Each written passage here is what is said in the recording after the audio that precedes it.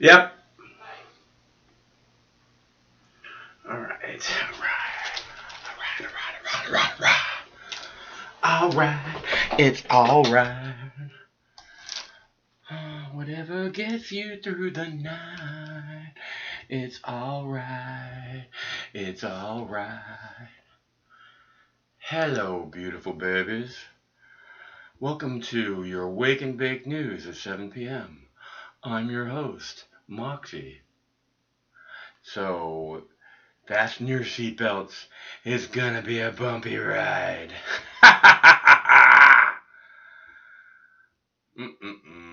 I am almost ready for a bong hit. Are you guys almost ready for a bong hit? I'm so almost ready for a bong hit. Dun, dun, dun. Let's see.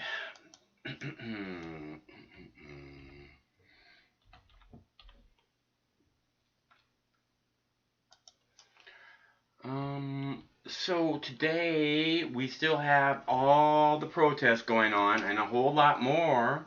Of course, it's Juneteenth. Happy Juneteenth, everyone. I have my Got Freedom t-shirt on because there is a serious question about whether or not we actually got freedom, right? Um, but, for now, we'll go ahead and call it the land of the free. Because that's, that gives promise and hope and, I look, we're trying to do the right thing. We're trying to make a better world here, right? Right? For everybody. A better world is a better world. It's not a better world for this person or that person. It's just a better world, a better justice system, more fairness. Why is that so? Why don't you want to live in a better world? Sounds like a good thing to me, doesn't it? Doesn't it? So, and really, what we need to talk about is freedom, right? Because the truth is what freedom means to me is kind of, I think, what it meant to the founding fathers, the guys who were like, throwing off an over intrusive police state, standing up and saying, no, that's not who we are. We will not kneel down. We will not kneel down. That's what it means to be free, right? Is not to have to kneel for anyone. Uh, so, including a goddamn crown prince of Saudi Arabia or whatever. Fuck those people. So, let's see. I am about done here. Hold on just a minute. Hold on just a minute. Got it. Let's see. There's one more thing.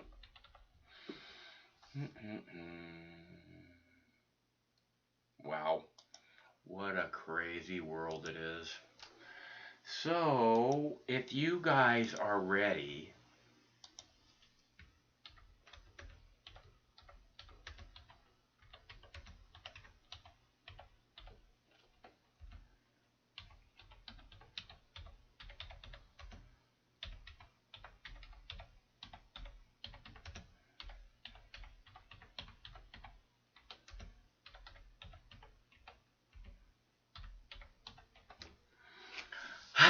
okay, so happy Freedom Day.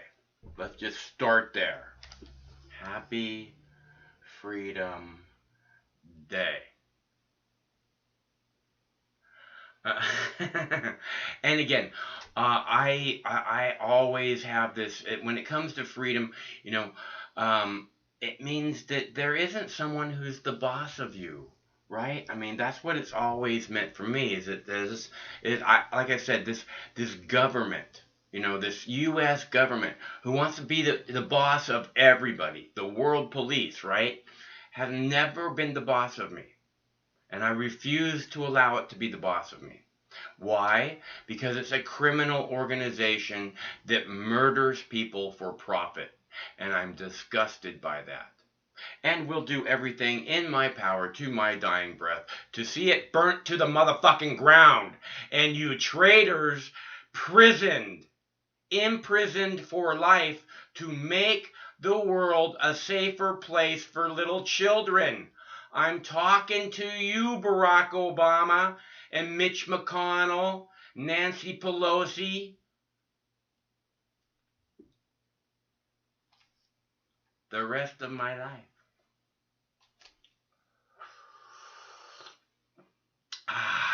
So, let's see. What do we have? Sorry. Okay, so it's a call-in show. I don't really have all that much to say. I think you guys know where I stand on freedom. I think it's pretty obvious where I stand on freedom. I stand with freedom. I don't stand with the police state. I don't question whether or not, the police are right. Fuck the police. This is the land of the free. Okay, you don't shoot people in the back. Okay?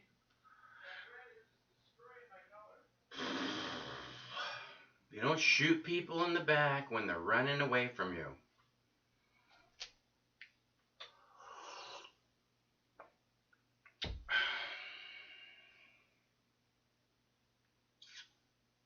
I'm talking to Tulsa Live right now. Alright. So, what? No, I can't hear you. Alright, so, Tulsa could get really, really ugly tomorrow. Unfortunately. In fact, it's pretty much guaranteed to get ugly because, people aren't even there yet and it's already getting ugly. Just Donald Trump talking about it is ugly. Everything he says is ugly. What's wrong with that man? Why is he so filled with hate? Why would you support someone so filled with hate?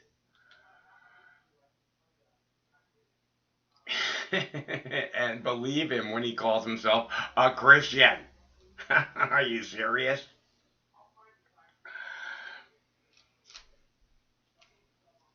Unless that's what you Christians do, is fill yourselves with hate. Because sometimes I wonder,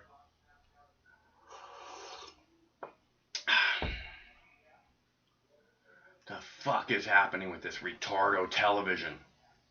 Stupid cable box.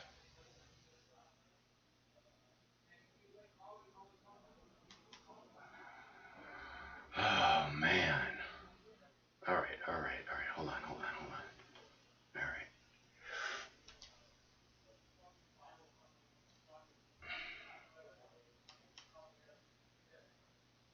In Tulsa, tomorrow, I don't know what's going to happen.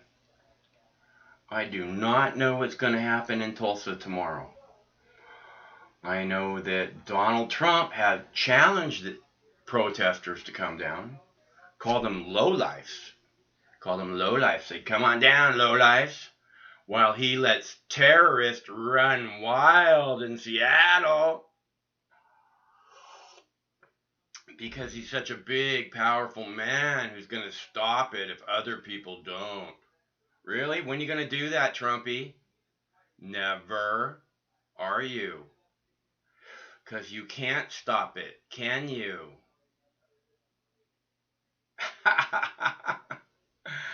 Barking dog never bites. You guys ever hear that one before?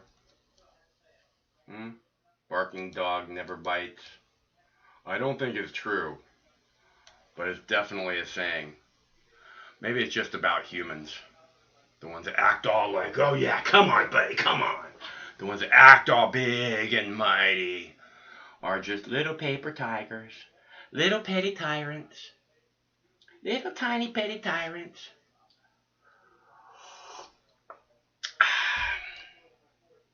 Fucking Pentagon upheld the firing of the aircraft carrier captain, the Theodore Roosevelt aircraft carrier, Theodore Roosevelt captain, after he pleaded to get his soldiers to a space, his sailors, to a space where they would not be sacrificed to COVID-19. The Pentagon decided to uphold the petty tyrant's firing of this heroic, noble man. And if you don't think that he's heroic, then you don't really support the troops at all, because those troops that he was in charge of all thought he was extremely heroic. And was like, what the fuck, when they badmouthed him, when they fired him. Because you know what, there's no support the troops in the Pentagon. That's a fucking lie. That's just some bullshit that they get you to buy into. They don't support the fucking troops. Not one little bit. The troops are cannon fodder. They're there to die. And anybody who's going to fight to act like they're not there to die, we need to get rid of. You don't understand your position, Captain.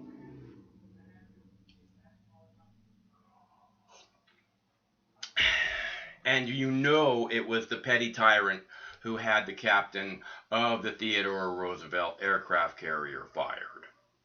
Because he's such a little, thin-skinned bitch boy. And he thought he could ruin this guy's career. A captain of an aircraft carrier. Can you imagine how hard that guy worked to get that job? And because he wanted to protect his crew, they fired him.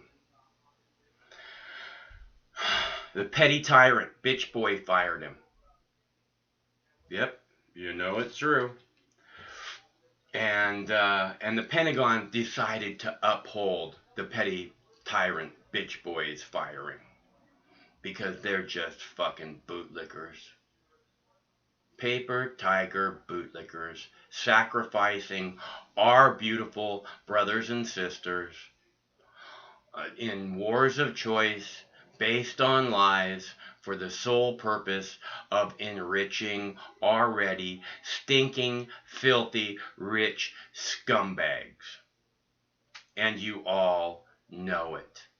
You're putting our brothers and sisters, using up our precious little treasure, throwing it down the fucking drain. That's what the Pentagon's all about. Keeping this country broke.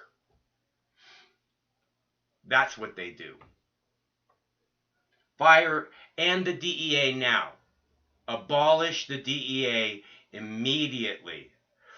How many little children's lives will be saved around the world? Abolish the DEA immediately, and the drug war. Save a cop's life. You guys all love your police. We love our cops so much. Well, then end the fucking drug war, and you end 95% of cops' deaths. End the fucking drug war now. Save a cop's life. Isn't that what you guys are all about? You're all about the thin blue line, right? And the motherfucking drug war. Save a cop's life right now. How can you argue with that? How can all you piece of shit cops who just want to make it home to our families at night, fuck you. How can all you piece of shit cops lie and say that garbage? Just want to make it home to our families at night. Fuck you. No, you don't. If you did, you'd be fighting to end the drug war, because that would end 95% of all cops' deaths. But they don't fight to end the drug war, do they? Why? Because they like having that boot on the public's neck.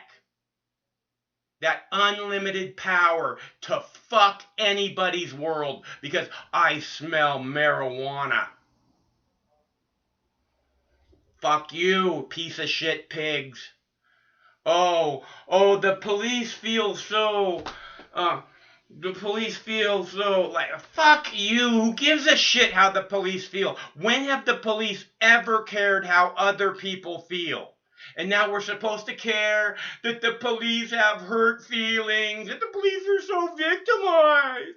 We're supposed to care. I've talked about the police being victimized for a decade. Okay? The drug war is making them victims too. If we end the drug war, 95% of the cops that are getting killed on the job will no longer be getting killed on the job. Boom. Overnight. You want to save a cop's life? How hard is it? End the drug war, save a cop's life. You don't really want to save a cop's life. You don't. The cops, you cops, don't really want to save a cop's life. What you want is unlimited power to fuck with the public. That's what you want, and it's over. We will have no more of that. Thank you. Fuck off.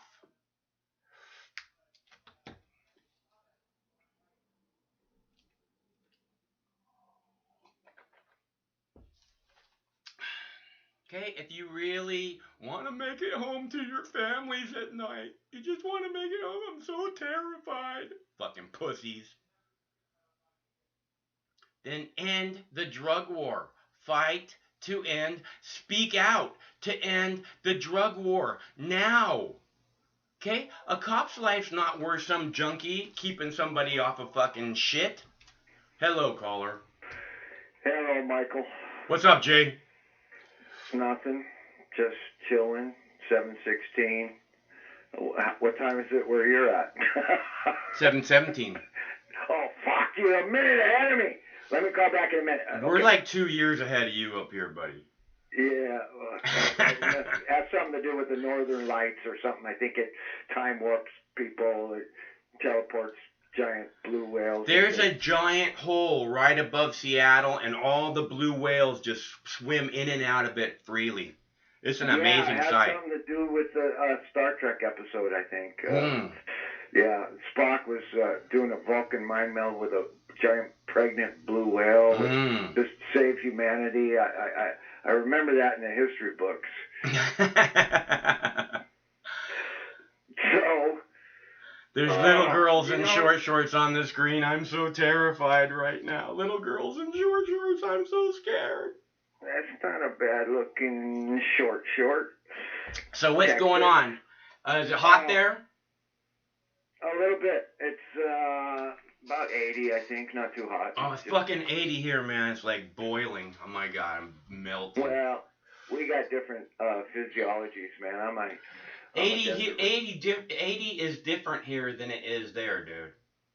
Why? Because of the humidity? There's like water everywhere. So you got more humidity than I got, right? Maybe. I don't know. I'm just telling you it's different 80. Their 80 is easy. Here 80's like... And plus nobody has fucking air conditioning here. So like, man, once it gets to 90, it's really bad.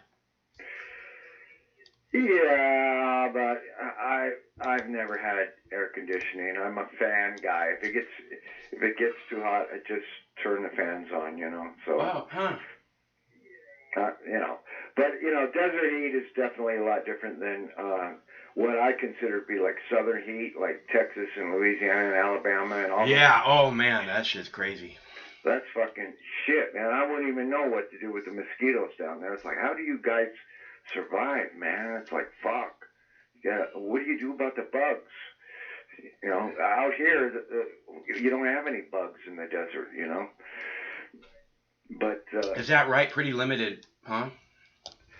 Yeah, you got to get up into different climates to really be in bug country. Like I thought you said you were having issues with like moths and budworms and stuff. Up where you are? No, where you are. You said you're the one who brought up moths and budworms. I don't have a problem with that. Yeah, I mean, you could literally. There's micro systems. You know, you drive 20 miles away, and there'll be a different micro system that you'll have different bug problems. One might be, some kind of worm in the ground, and where I'm at, it's those stupid white moths that lay their eggs on your plants, and you gotta fucking watch it. I used to try to catch those motherfuckers with my trusty, dusty butterfly net, but they're too fucking quick, and I'd end up hacking branches off my trees, so I just try to squirt them with the hose when I'm watering, and I wish I could introduce some kind of fucking rare sparrow that just only ate those white moths. That would be pretty cool if I could. That's my only fucking bug problem is those stupid fucking white moths up here. But you travel 20 miles away and another couple 100 feet in altitude, they're not there. Huh. You got some. So whoa! Look at those short. Dang. What? Go ahead. Sorry. So everywhere you grow, like up where you're at, you're gonna have so much humidity and mold problems. I don't even know how people in mold country cure their fucking butt. It's like, fuck, what do you do about that shit, man? It's like, you gotta, so there's the science of marijuana growing alters from location to location, and it's a pretty vast body of knowledge. I don't think I will ever really become a super proficient top-the-line grower. There's a lot to learn, So, especially if you're outdoors. But the term is master grower. Yeah, master grower. So, I'm just chilling and pop some aspirin because my old lame ass, my back was hurting. So I'm just chilling. You know what's really good for that is coconut oil with butter with marijuana in it. Yeah, I got fucking 19 gallons of that shit, man. I put some in my soup. It incapacitated me for a day. Now I'm taking it easy on the soup and just rubbing it on your feet now, huh? No, I haven't done that for a while, but I do when I go out in the garden. I do take my shirt off and I got so much of that coconut oil. I just slather it all over me. And really? And you're still getting back pain, huh? Wow. Yeah, topically, it doesn't have that much of an effect. It's just from lifting heavy things for so many decades. The aspirin does much better than any kind of topical application of marijuana salve, which is what I got. I got the green goo, beautiful green goo. That's the same stuff you put on your feet? Yeah, I put it on my feet, and it works really well. It's, what do you call it? Your subliminal nervous system, I forget what you call it, man. Maybe I'm stoned. Maybe I took too many hits today. I don't know. But today is Juneteenth. It is. So, hey, everybody's making a big deal out of Juneteenth. I don't see why, did you hear what Trump said? Is that he's responsible for everybody knowing what Juneteenth is? It's like, I heard some guy say, yeah, it's like the rooster taking credit for the sunrise, for the sun coming up in the morning. I'm really surprised Donald Trump has not taken credit for that yet. He would. I mean, it's a very good analogy. Donald Trump is the rooster, king of the roost. Only can be one rooster in a whole, with a whole bunch of hens, and everybody's got to bow down to him. And roosters are the most brainless fucking birds. Chickens are just really dumb animals. They're kind of sweet, but the roosters, I don't know if you ever, roosters will attack a human if they get some wild fucking stick up their ass. So they'll attack a dog. Big roosters can get pretty violent sometimes. But, a little vicious. I mean, I would have to actually ask Dwayne that. I'm sure Dwayne knows more about roosters than I do. But Dwayne's not calling anymore. So, But I hear you. I see that you have a new subscriber, someone who will never kneel. Oh yeah. Yeah, isn't that wonderful? It's like makes me so. What's today? Friday. It's almost a weekend. This shit is still going on. It's like 24 days, I think, so far. It's getting close to a month. They're tearing down statues. All sorts of pundits are predicting some kind of civil war. I don't know what the fuck's going on, but well, Tulsa tomorrow should be interesting. Tomorrow? Yeah, Trump's doing a rally in Tulsa tomorrow. He said, if any of you low-life protesters come to Tulsa, you're not going to be treated like they treat people in Seattle. He said that. Yeah. Yeah, I've seen sheriffs in Louisiana pretty much standing there with their fucking semi-automatic rifles saying, yeah, come on to our town, boy. We won't stand for that, you know. So it's like... that kind of dialogue makes me wonder, is there all kinds of riots going on that I don't know about because I don't see it? You know? It's like when you got the entire sheriff's department of a Louisiana province making videos on YouTube with guns, inviting Antifa to come to their fucking county. It's like, what's that all about? It's like, I think these guys watch too much TV. You know, there's a... Witches Against Tucker Carlson on Twitter. Did you hear about that? Nuh-uh. Yeah. Every witch in the United States apparently is casting black magic spells against Tucker Carlson as we speak. I'm telling you, in 2 weeks, Tucker Carlson will no longer have a job. I said that already a couple of times. A couple days ago. Well, I'm not going to disagree with you because I don't watch the motherfucker and I don't know what his... he's just vilifying these people. He just continues to vilify these people and push the divide and talk about a race war and shit, dude. It's horrible. Yeah, that's what the media is definitely doing right now. They're fomenting a race war, and they're trying to paint every peaceful, engaged American citizen out in the street who is a protester as a terrorist or on one side or the other of a threat to white America. Yeah, and it's like I mean, it makes you wonder how much money is being poured into the media narrative about the race war, which may or may not exist.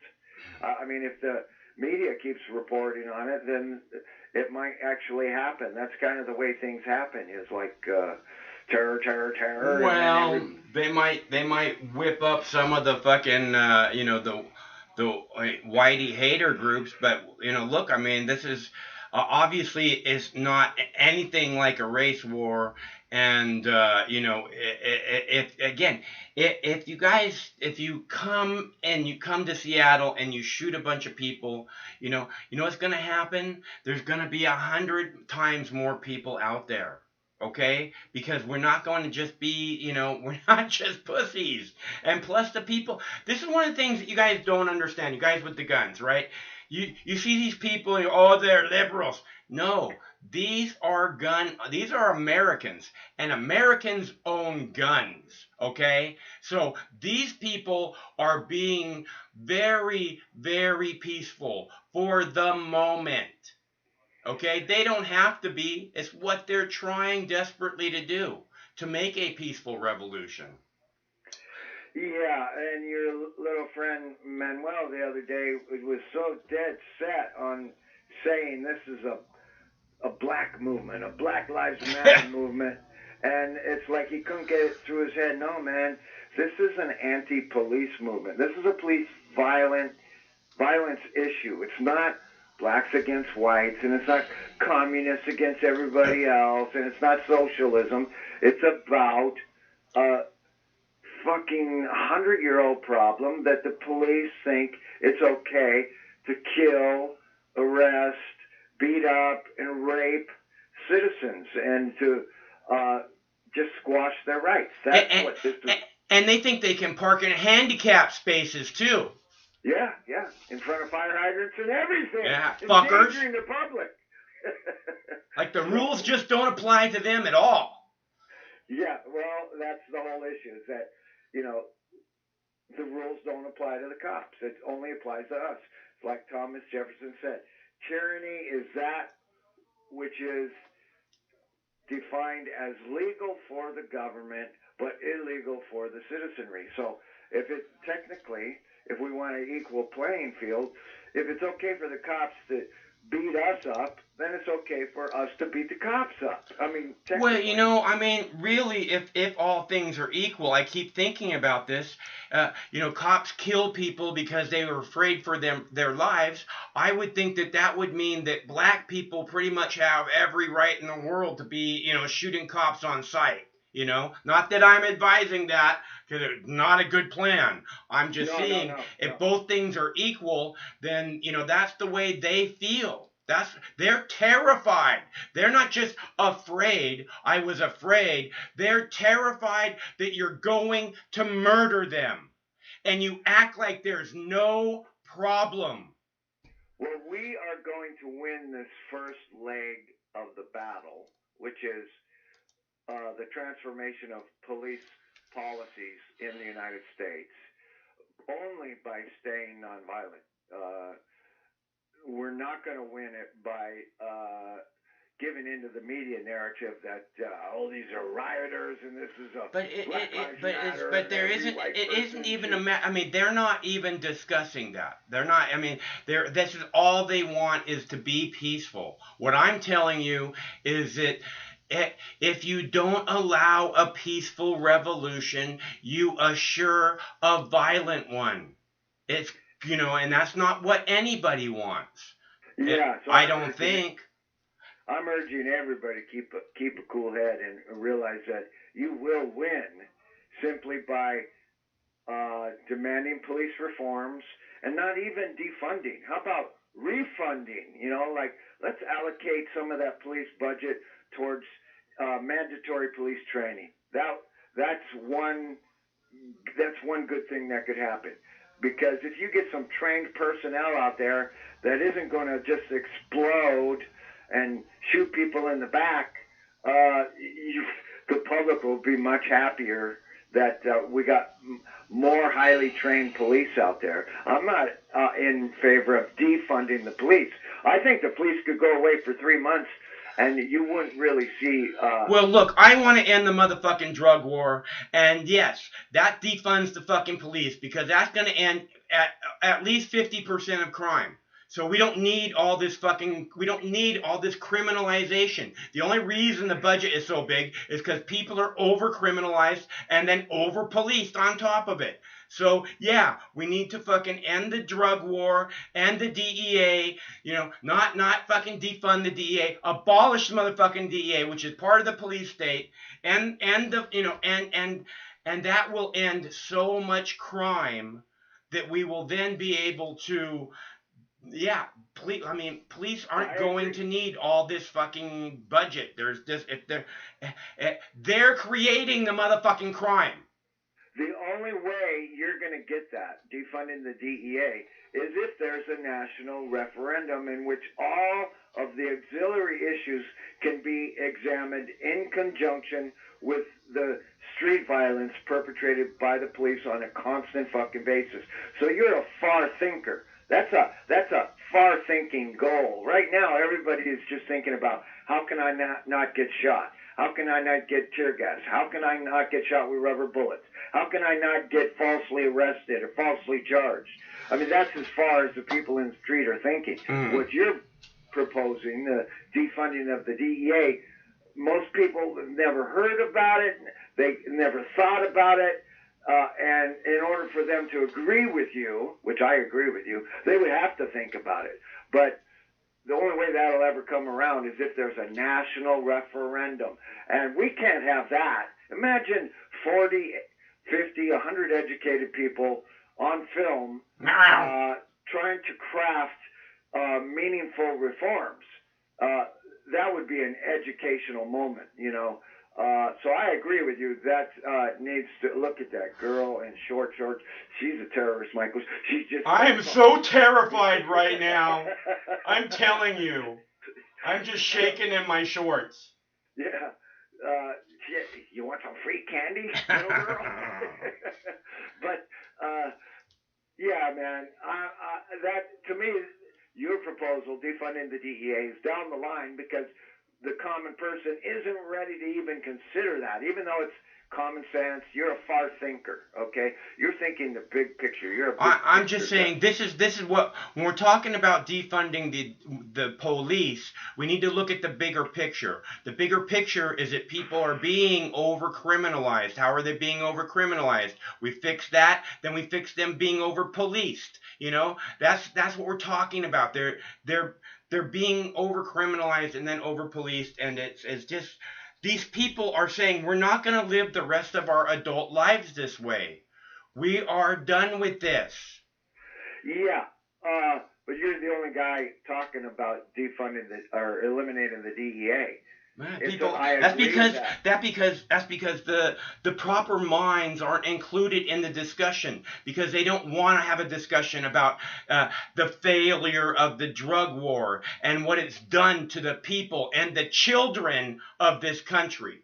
Because it will show exactly what kind of predators it is that are in the police department.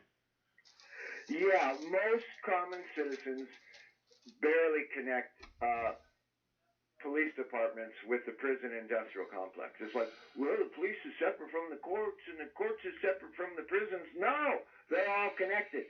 Therefore, the DEA being a big part of that whole system is connected also. So without a national referendum of intellectuals coming together in an open, easily accessible discussion, it means everybody's got to be able to see it.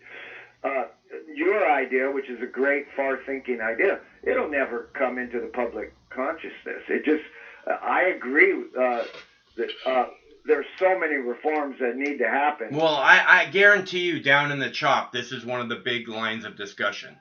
Is the drug war must end. We must move on. Huh? What's that? How do you know that? Because I can see the people that are down there. I understand Seattle very, very, very well, and I can see the people that are down there, and that's got to be one of the forefronts of the discussion. Because every time I bring it up, whether it's left, right, if I actually am talking with a person that can hear my words, they're saying, yeah, we have to end the drug war. You're right. Everybody seems to agree about that, except for the Congress people, basically the prison industrial complex. Right. There you go. Big money. Prison industrial complex. Corporations, corporate heads, CEOs making giant dollars off of incarcerating people, half of which shouldn't be incarcerated at all. You got prisons, private prisons, suing states because the states are not providing them with enough prisoners. Right. If that's not Machiavellian, if that's not something out of the dark ages, I don't know what is.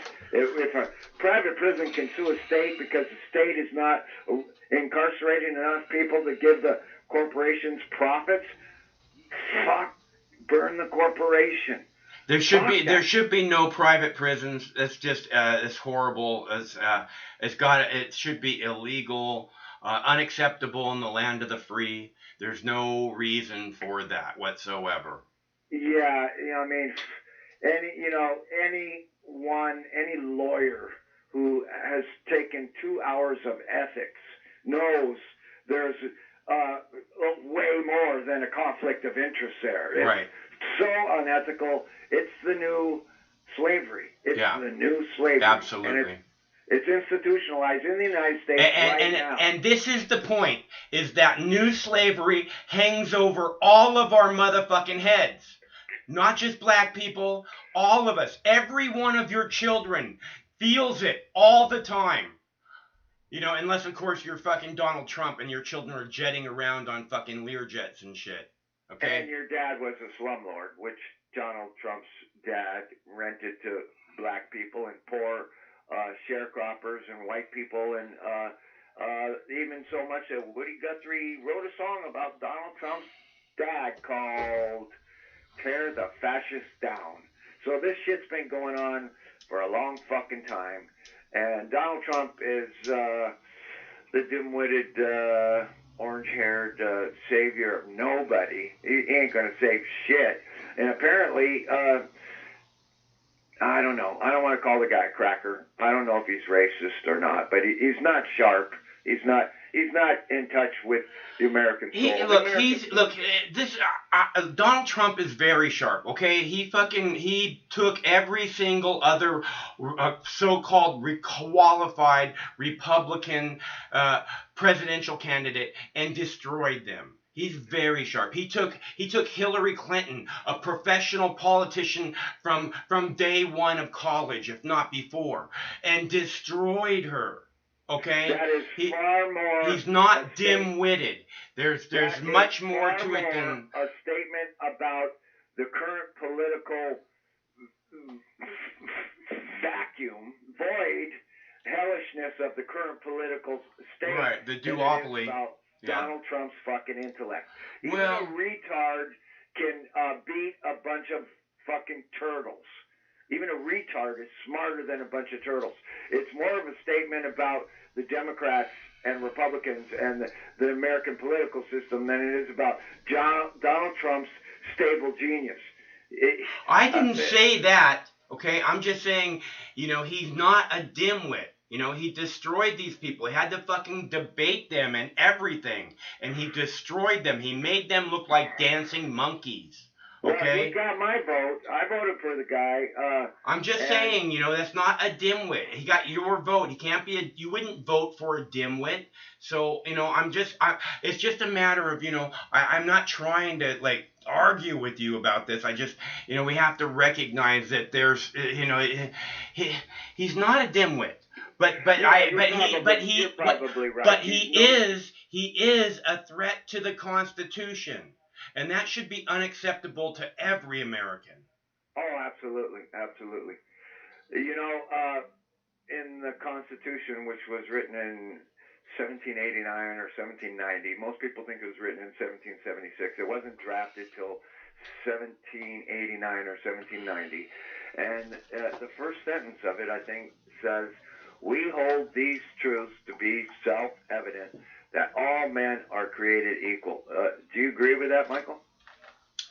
I think, if you take from the first moment, then yeah, all men are created equal. After that first moment, there tends to be a lot of shit in place that benefits a lot of people. Well, I think any objective observer of the human condition and the population can logically come to the conclusion that not only are not all men created equal at birth, that would imply some kind of genetics involved, and not only do they not develop equally because of society, families, health issues, and not only that, they don't end up equal. So I think the better wording of the Constitution would have been,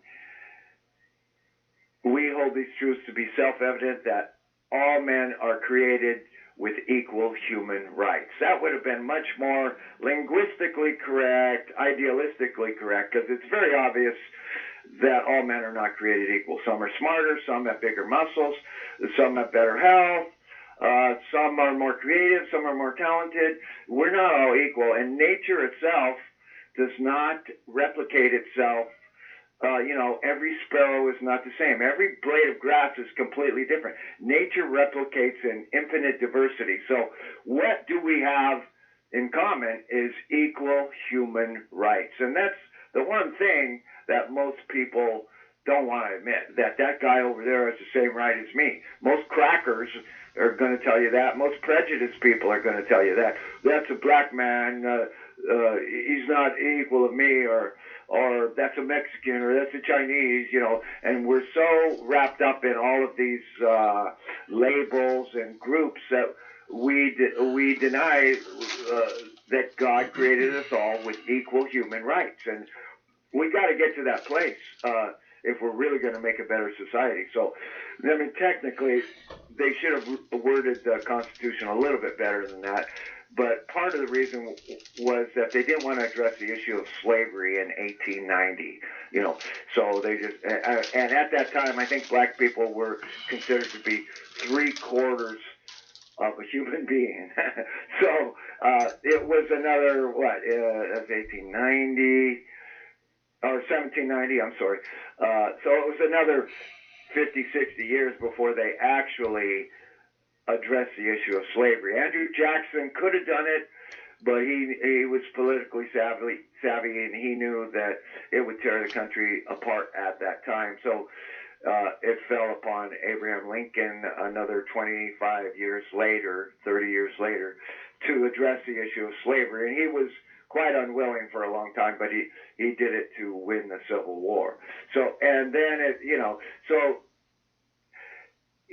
I'm actually in favor of making. I'm just like Donald Trump. I just learned about this Juneteenth thing just yesterday, and so I looked it up, and I thought, oh wow, that's a pretty cool little historical detail I knew nothing about.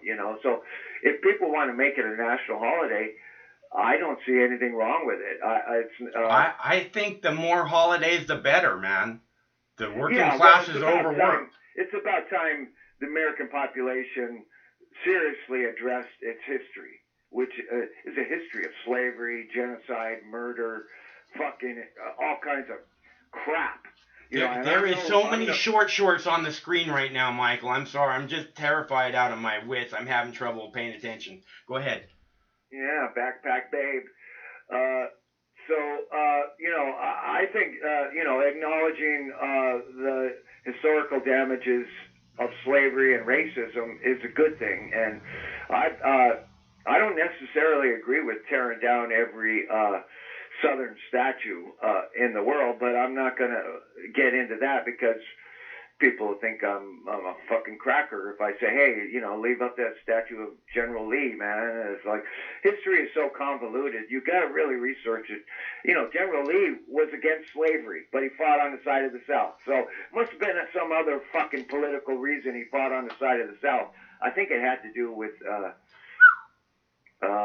North and South Dakota. No, North and one of the states that has a North and a South in it. It's like there's just I should learn better history or stop smoking dope if I want to recall all these details. But don't blame the weed. If they want to tear down statues, don't break them. Put them in a museum somewhere. Take them down with a crane. Don't pull them down with a rope and break their heads off. That's my suggestion. You're not going to change the world by tearing down statues. You're going to change the world by realizing that everyone has equal human rights. That's where you have to start. Everyone has equal human rights. The gay lesbian with orange hair has the equal human rights as me. The gay guy has equal human rights as me. Even the cracker, the dumb hillbilly cracker, has equal human rights with me. So we got to start from that point, equal human rights. And so the Juneteenth thing, I just learned about it. It's okay. I like learning history, Learning is good. Say what? Learning is good. Yeah.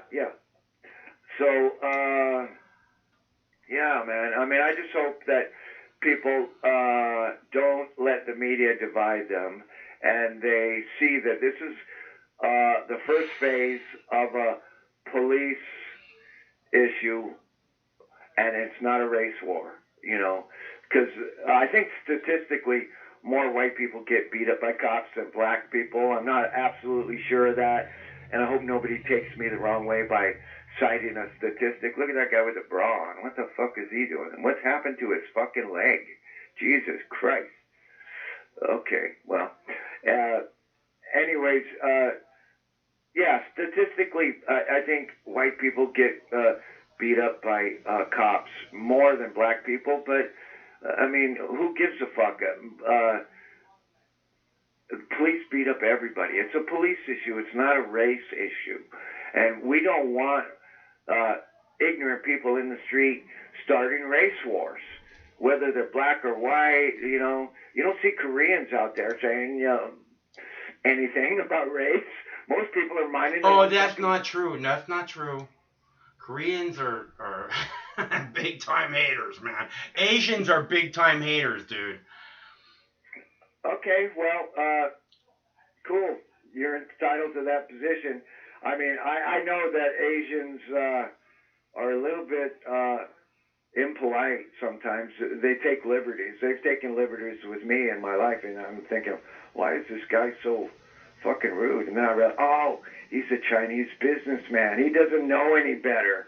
You know, so it's just his culture that he grew up in. So, you know, America is a great experiment. It is the highest product of the Enlightenment. America is the highest product of the Enlightenment, which came out of Europe, you know, the enlightened thinking. And it was the Enlightenment that got rid of slavery in Europe, and then America. And, you know, the slave trade, that fucking triangle, I forget, it was from Africa to Caribbean to, I don't know, I forget where the slave triangle, oh, well, it was molasses to rum to slaves, I think was the triangle. And, you know, America is this great experiment, and it's still going on, and it's really messy. America is a soup of at least 10 different genealogical lineages, probably more than that, way more than that. And so here we are in this experiment, this petri dish called America, and are we doing okay? Yeah, if we could get rid of the empire, if we could get rid of the endless wars, actually none of this would be happening if we had a really excellent education system, because and a 21st century infrastructure project. Yeah, with the infrastructure is the educational system is part of the infrastructure, but it also goes to bridges and electricity and sewers and good paying jobs, transit, everything, and no fucking drug arrests, which feed the prison industrial system. So there's a lot of work to be done, and there's so much work to be done that any sin or mistake made by protesters in the street can be forgiven, because what they've already accomplished is greater. It's approaching civil rights accomplishments. If we can reform the police, it'll be as great an accomplishment as the civil rights accomplishments, I think. I agree. I think it might even be. It seems just as big as that. Yeah. So that's what we're supposed to be doing, is changing our planet, and we got to go about it in intelligent ways. I'm encouraging public dialogue, a public referendum of intellectuals who can restructure police departments all over the United States in an intelligent way, and that means you eliminating the dumb fuck cops.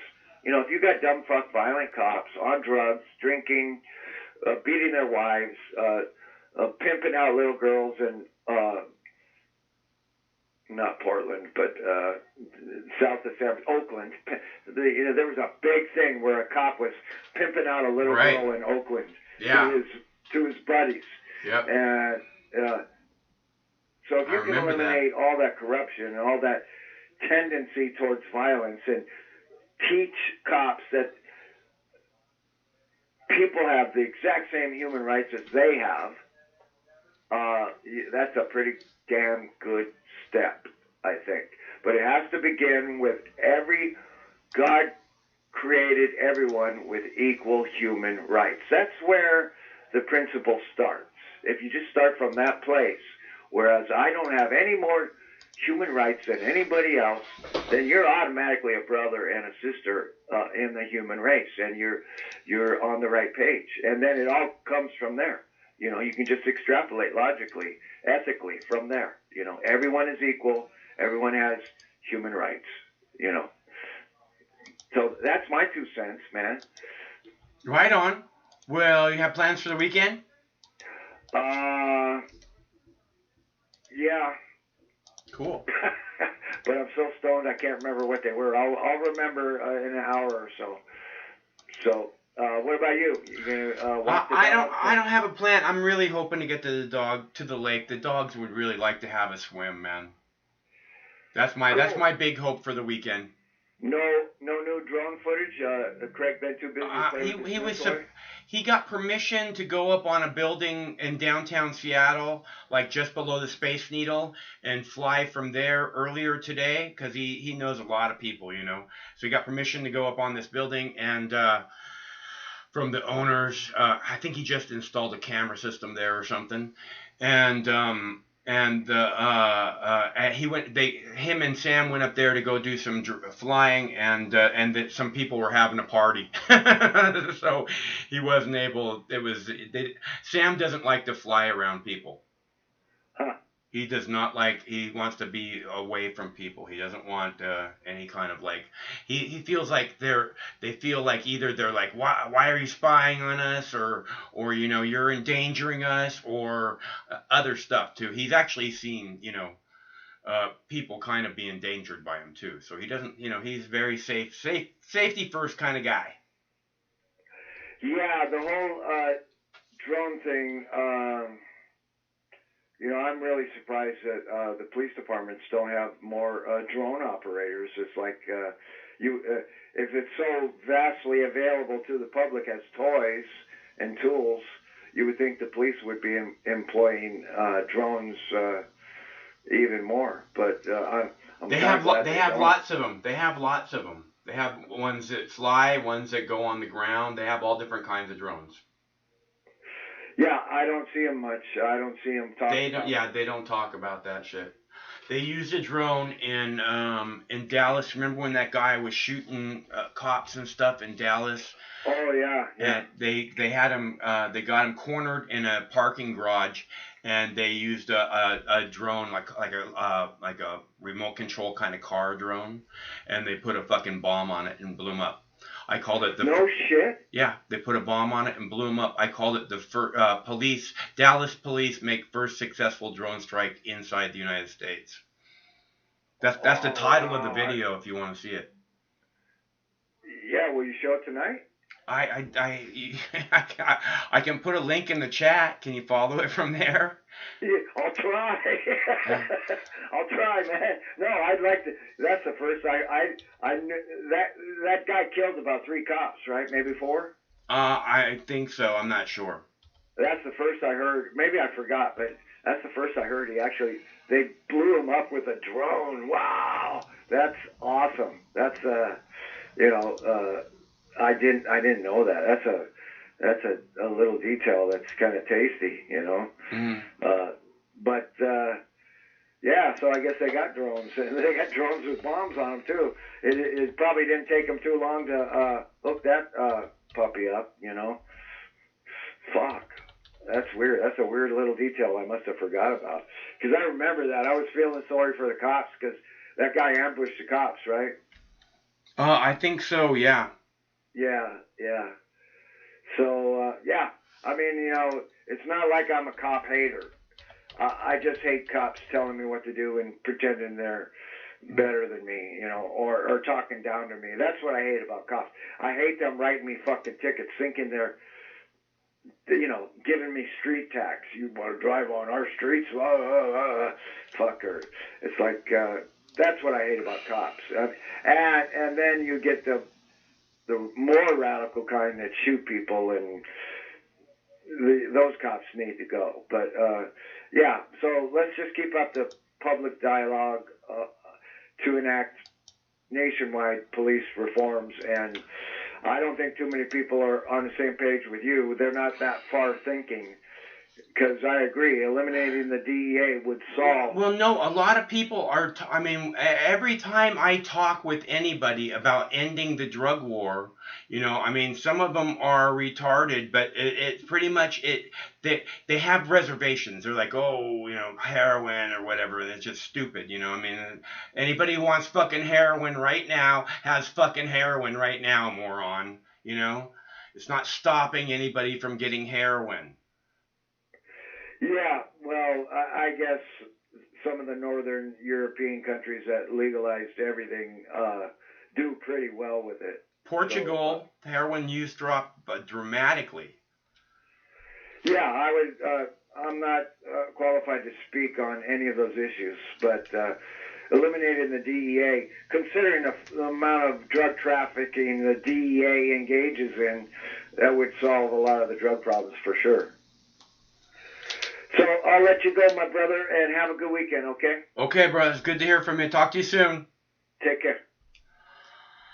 That's our buddy Michael in Southern California. Let's see, get a better picture of what's going on here in Washington, D.C. It looks like they are going to pull this statue down here. We'll come over here so we can see a little better. Down in the bottom right-hand corner, I'm not sure what statue that is, but apparently it is about to come down. At least that's what it looks like. I guess Popular Mechanics has published a guide to how to bring down statues in the United States, which they're taking heed for.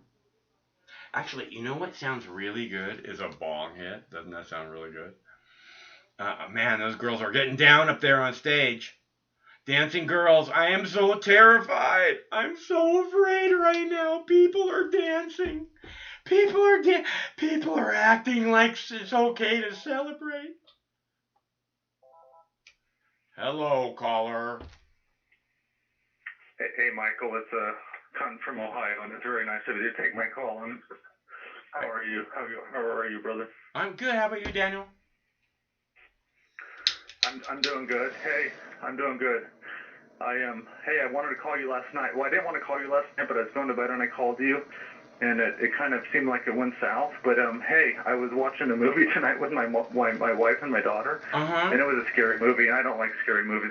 I was the one who asked for the movie. I said we need to see this, and God, I fucking hate scary sad movies. I know it's coming, and so basically they're in there watching it, and I just had like an hour-long conversation with Craig on the phone, and you know, I think Craig made me do a vow of silence or something at the very end, and so I'm not very good at doing anything, but I'm pretty good at keeping my vows of silence, and so, but you know, I'll just say that I just called to talk to you last night, and apparently I didn't get through, and I just called to talk to you tonight, but I talked to Craig for an hour, and you might hang up on me in the next 30 seconds, but I'm glad that I was able to talk to Craig, because that was a lot of fun, like it always is, so. Oh, good. Okay. Well, didn't you talk to him last night? Yeah, well, it did, but that's, you know, that went south, and Okay. You know. Yeah. No, good. So, I'm glad that you had a better. Do you want me to yell and scream? If you want, I'm glad that you had a better conversation tonight. I'm glad you had a better conversation with Craig. Amen. Oh God, I love it. I love it. I love it. Well, hey, I don't want to get back into what we were saying last night, but when you said you were glad we had a better conversation, when you said that, it made me think about how much I love the word cunt and how much I love cunts, and I love washing cunts off and fucking them, even though I don't fuck people and I don't wash cunts off. It's all a metaphor, you know what I mean? You get I know you get it. I hope everybody else gets it. I don't wash cunts off. I don't fuck anybody, just besides my wife, and I don't want to talk about sex because it is personal. But the point is sometimes it's fun to. Hey, do you know the band Shinedown? Do you know the band Shinedown? No, I don't know that one. No, I don't know that one. Well, hey, there's a couple bands that have some really cool music videos. I would start with Shinedown. I would start with Theory of a Dead Man, and then I would go to basically Guns N' Roses and Aerosmith. And because those are some of the four best. Hey, Monks, it'd be fun to have a show. I know this isn't your point. I don't even know what you're talking about tonight. Craig and I were talking for an hour. What's your favorite Guns N' Roses video? Do you actually? Do you want to talk about this? I'd love to talk about this.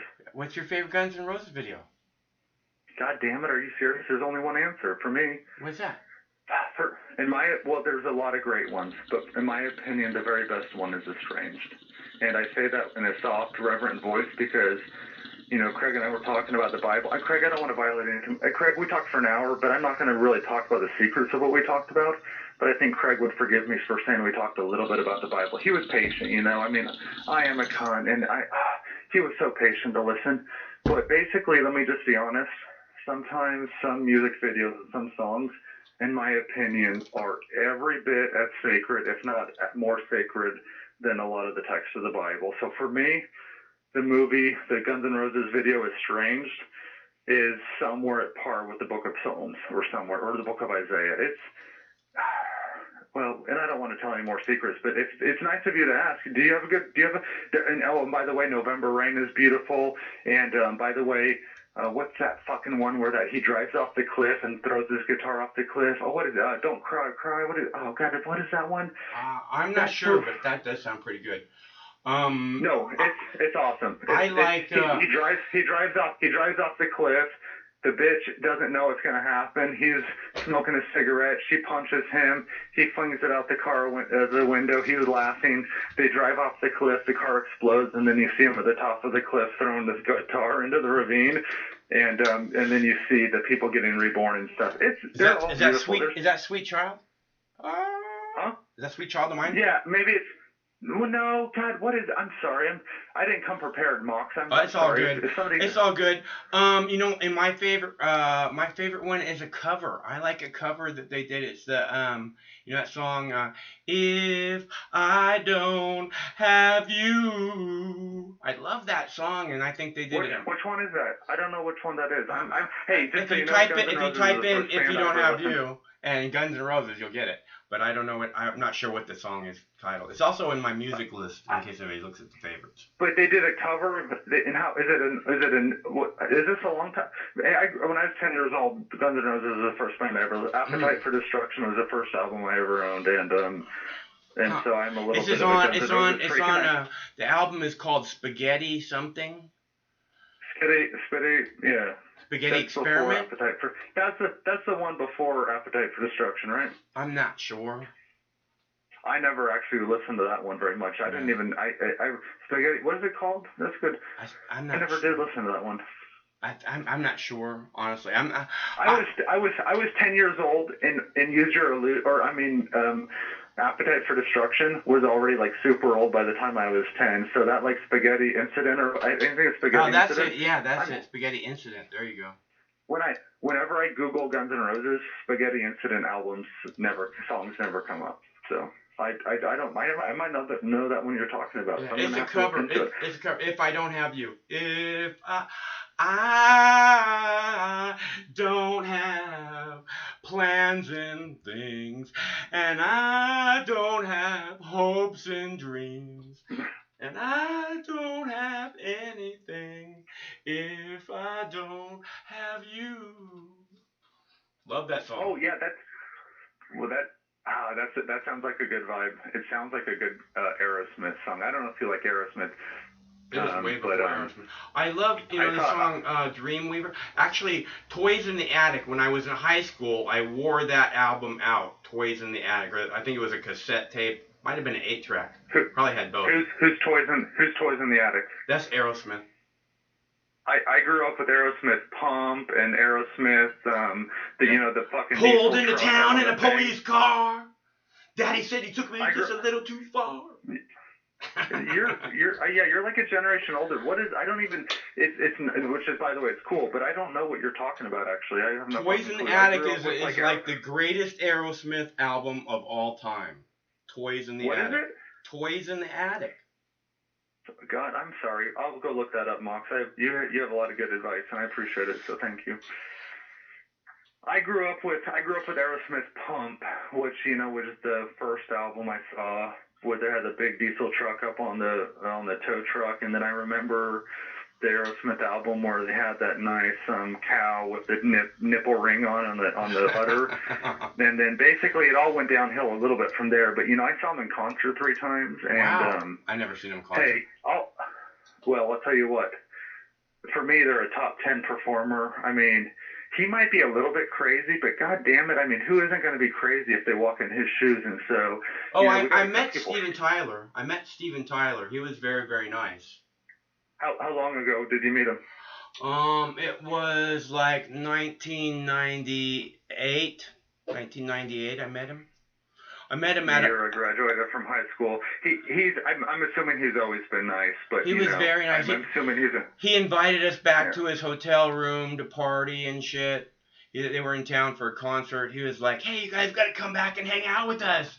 And his wife was like, "No." His wife was like, "No. We have things we have to do."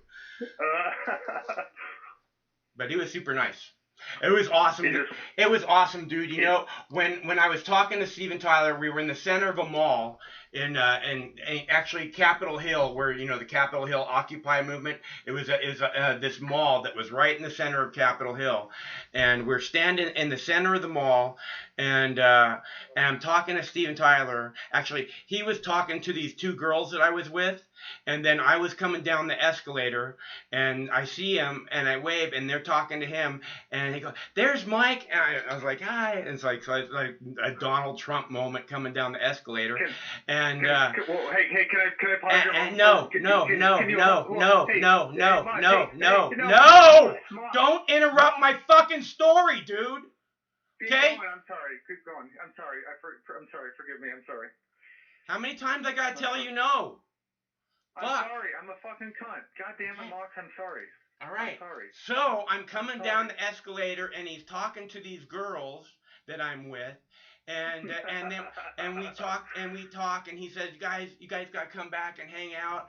And his wife's like, no. But while we're talking, while I'm telling him, it's really nice to meet you and stuff, this person comes up over that was sitting in like the food court or whatever, comes up to the three of us, the five of us, and he hands me a piece of paper and asks for my autograph. Oh.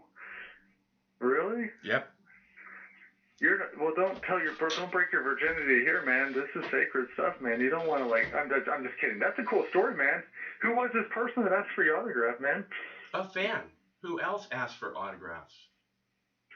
Well, sometimes people can have eyes to see, and sometimes they don't have eyes to see. So it's cool that you had a fan who had eyes to see. That's cool, man. I have lots of Nobody fans. ever asked for my autograph. I don't have cool stories like that. So, I never went in an elevator with Steven Tyler, and I never had two hot chicks next to my side that Steven Tyler would want to talk to, and nobody asked for my autograph.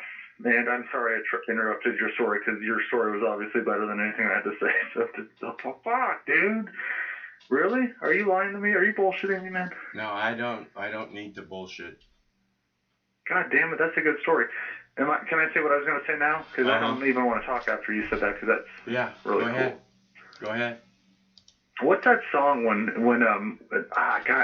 been a long time. It's been like maybe 25 years since I've heard some of these songs, but when you were talking, I couldn't help but think of that song where you hear the elevator clang and Steven Tyler comes on, and they were like, "Oh, Mr. Tyler."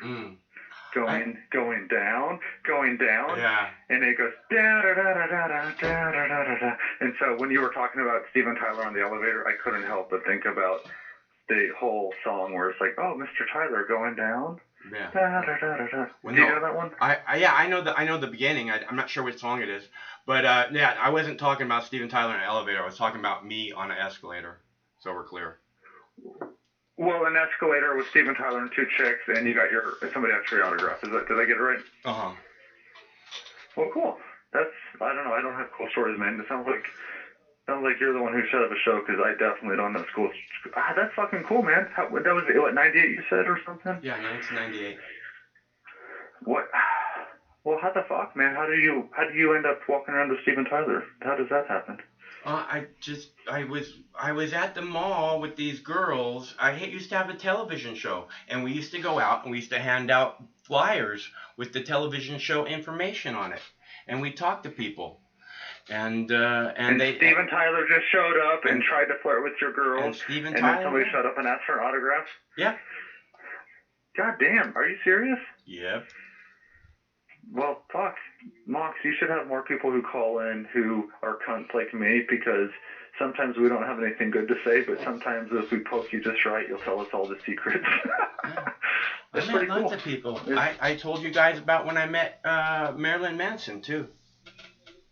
But nobody listens to me. I didn't hear that. Nobody I try to listens. listen to most I can, but I don't hear everything. It's fine. The fool on the hill sees the sun going down, and the eyes in his head see the world spinning round. But nobody ever hears him. Whose song is that? Beatles. Oh, Nobody that's the ever Beatles. hears him or the sound he appears to make. Everybody's got their opinion. It's kind of like an asshole and a dick and a cunt. Everybody is one and has one, but everybody's got their opinion. That's true. And music, I love the good songs. So it's, Oh, you like the Beatles? You like maybe the Beatles? maybe in another life, after everything's all peaceful, you'll do the show about music, songs, and shit and stuff and other Cannabis. stuff that doesn't have to do with like saving the souls It's and gonna, stuff. That'd be fun. everything's gonna switch over to cannabis, dude. Yeah. You like the Beatles? Is that right? Yes, you like the Beatles? Hmm? You like the Beatles? Me? Yeah. I like it all, Mox. Yeah, I got a couple Beatles albums, a bunch. I don't listen to them too often, but I love them to death for sure. And I didn't know you were singing the Beatles, so. And all that other shit about Aerosmith and Guns N' Roses, I don't know either, but I've been listening to them since I was 10 years old, and so, sometimes we know a little bit, but we sometimes don't know shit either, so. Yeah. Well. All right. Well, No, I was just gonna Hey. say. Yesterday, I was recommending a musical of a movie that's called Across the Universe, and it's all Beatles music, and I really love that music. Oh, yeah. Yeah. Is it, you recommend that? Yeah, I love that movie. I haven't seen it. I can't remember.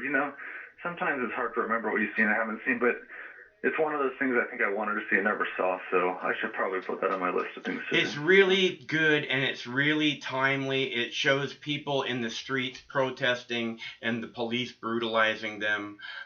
It's a very, very good movie. It's all set during the Vietnam War.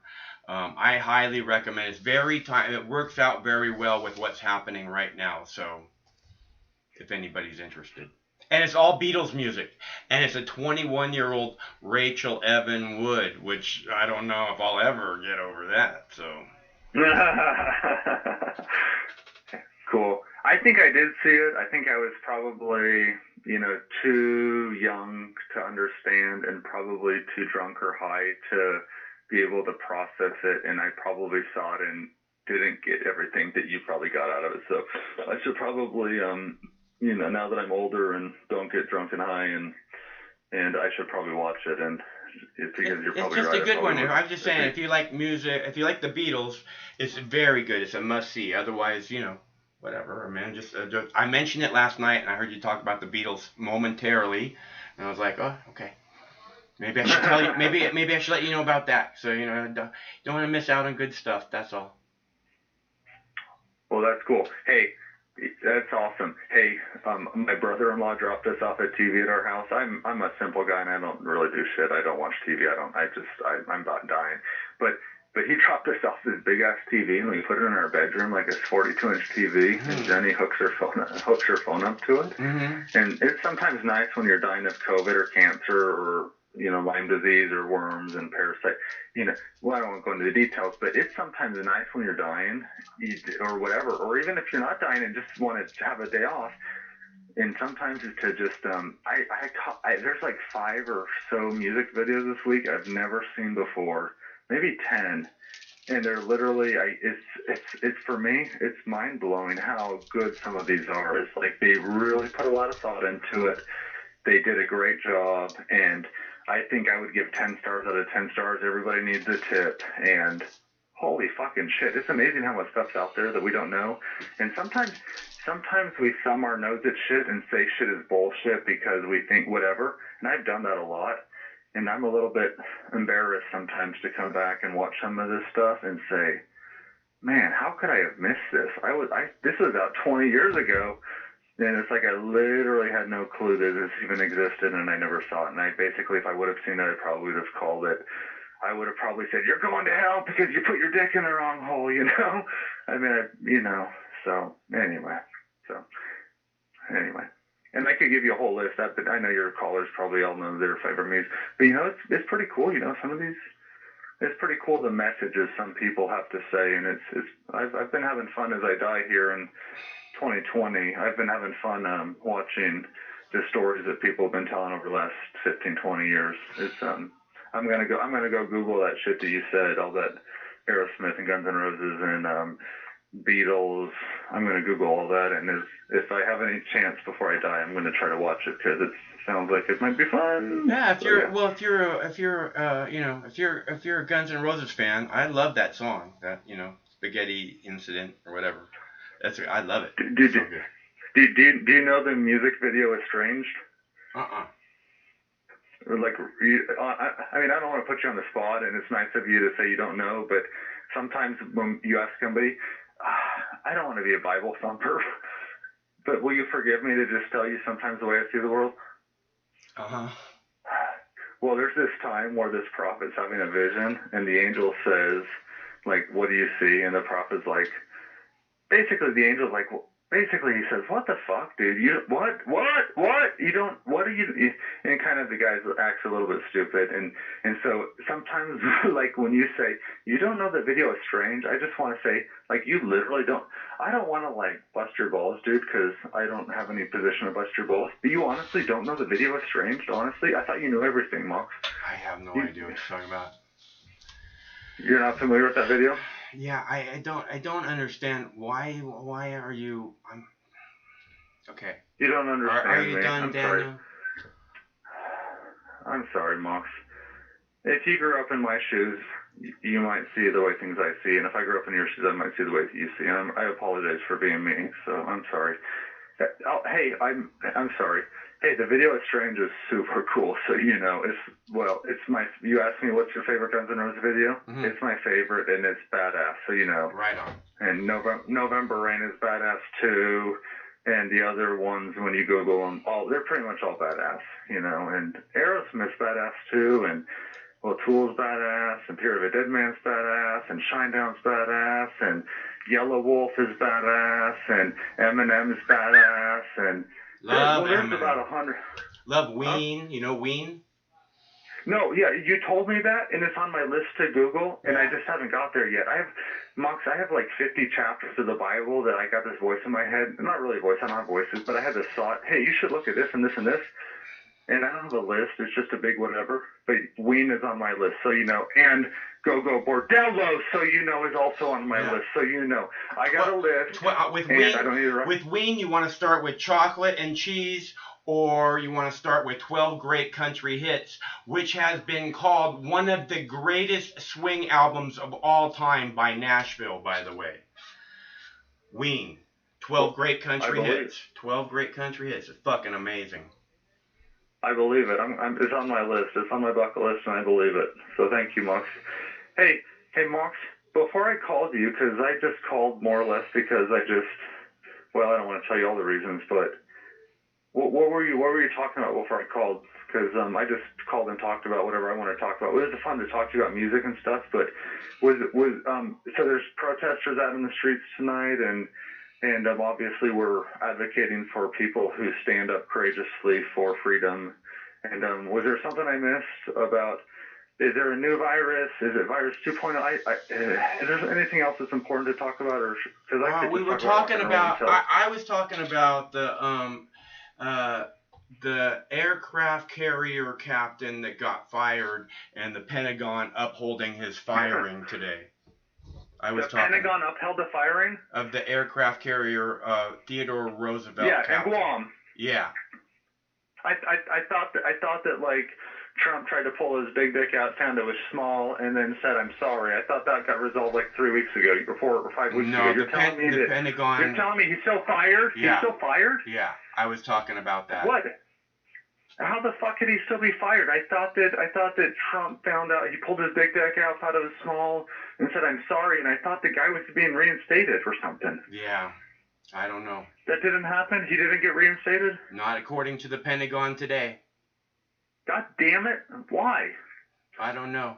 But I can tell you the people who he commanded, feel like he was a hero. Well, of course, because they're not stupid and he's not stupid. It's just the fucking cunts who fired him and upheld his firing are stupid. I think we could all see that picture pretty clearly. And next time you hear the fucking words support the troops, know the motherfucking truth. Who actually supports the fucking troops? And it ain't Donald Trump, and it ain't the Pentagon. So we're clear. Well, yeah, I mean, if they didn't have cannon fodder, they wouldn't have a job. So So that's what I was talking about earlier. Oh, well, that sounds fucked up. I'm sorry that the captain lost this thing. I hope he has a good retirement. I hope his wife's happy. I hope his kids are happy. Yeah, it's too bad the cruise industry is destroyed. Otherwise, he probably would have had a pick of fucking boats to go and captain the rest of his life, you know. But I'm sure he'll find. I'm sure he'll find a cool gig, dude. You know, when you get that kind of fucking experience, it's not like there's not a whole bunch of people dying to get your resume in the mail. There's not many people who can command a boat like that, dude. Amen, and I'm sure that's the least of his concerns, but amen, yeah. I agree with you. There's not many people that can do what he does, and I'm sure the least of his concerns is finding the boat to command. He's just wondering why he has like 3 dicks in his ass right now that he never asked for. That's probably it. Something like that. So. And not that I have a problem with dicks and ass, just so you know. I mean, just it's never nice if you never asked for it and you didn't want it. Do you get my point? Yeah. You get my point. Okay. What else going on? Did Oregon people like set up Seattle or something? And I've stopped following this shit. You know, I'm just sick and dying to be quite honest. It's just the people are in the streets, man. The people are still in the streets. They're still demanding the change that we have to have, and I don't think they're going anywhere soon. Well, we do have COVID-19. The country and world does seem to be under a lockdown because people fucking told people they were under a lockdown. And so it seems like if a powers that be tell people they're under a lockdown and they don't have anything else to do and they want to rise up and say, why the fuck is somebody choking me? Then, I don't know, it kind of seems ironic, but, shit happens. And sometimes it is ironic that shit happens. And so, yeah, God damn it. It is funny that they shut the country down and they shut the world down, and then people get into the streets and say, what the fuck, I'm being choked, and the government's like, go back to work. And so the 2020 is an interesting year, and it's nice of you to cover it, Mox, with such patience. So, and I hate to waste your caller's time. I know I feel a lot of bad vibes. I hear a lot of people saying I'm a cunt from I said I was a cunt before, but I just don't want to waste people's time, Mox. I have a lot of things to say, but dude, it's fun talking to you, man. There's like literally almost nobody there's nobody like you in the universe maybe ever. And so, there's cool people, and I'm not saying you're good or bad, but there's nobody like you, and it's sometimes really cool to talk to you, and I appreciate it, man. All right, Daniel, it's good to hear from you. All right, man. All right, stay cool. Stay good, man. See ya. Likewise. Bye. That's our buddy Daniel from Ohio. And it's good to hear that he's still alive and with us. And just feel free to call anytime, Daniel.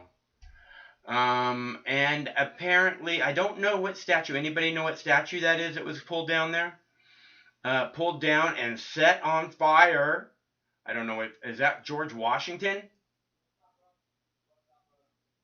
Is that George Washington? Is that who they set on fire? Anybody know?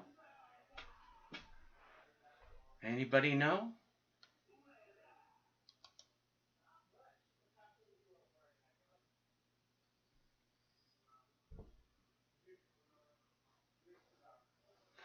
All right, I need a drink of water. Real bad.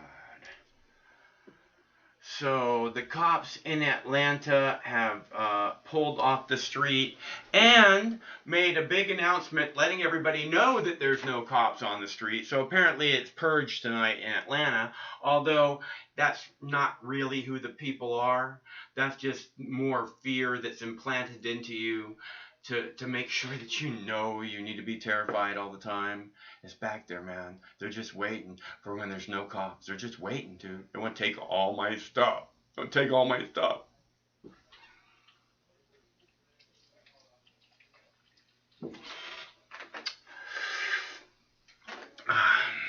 Denver looks like such a fun place to be. I really like Denver. I think if I was going to go somewhere, Denver would be one of my top choices. Hello, caller. Michael. Pete, where you been all week, man?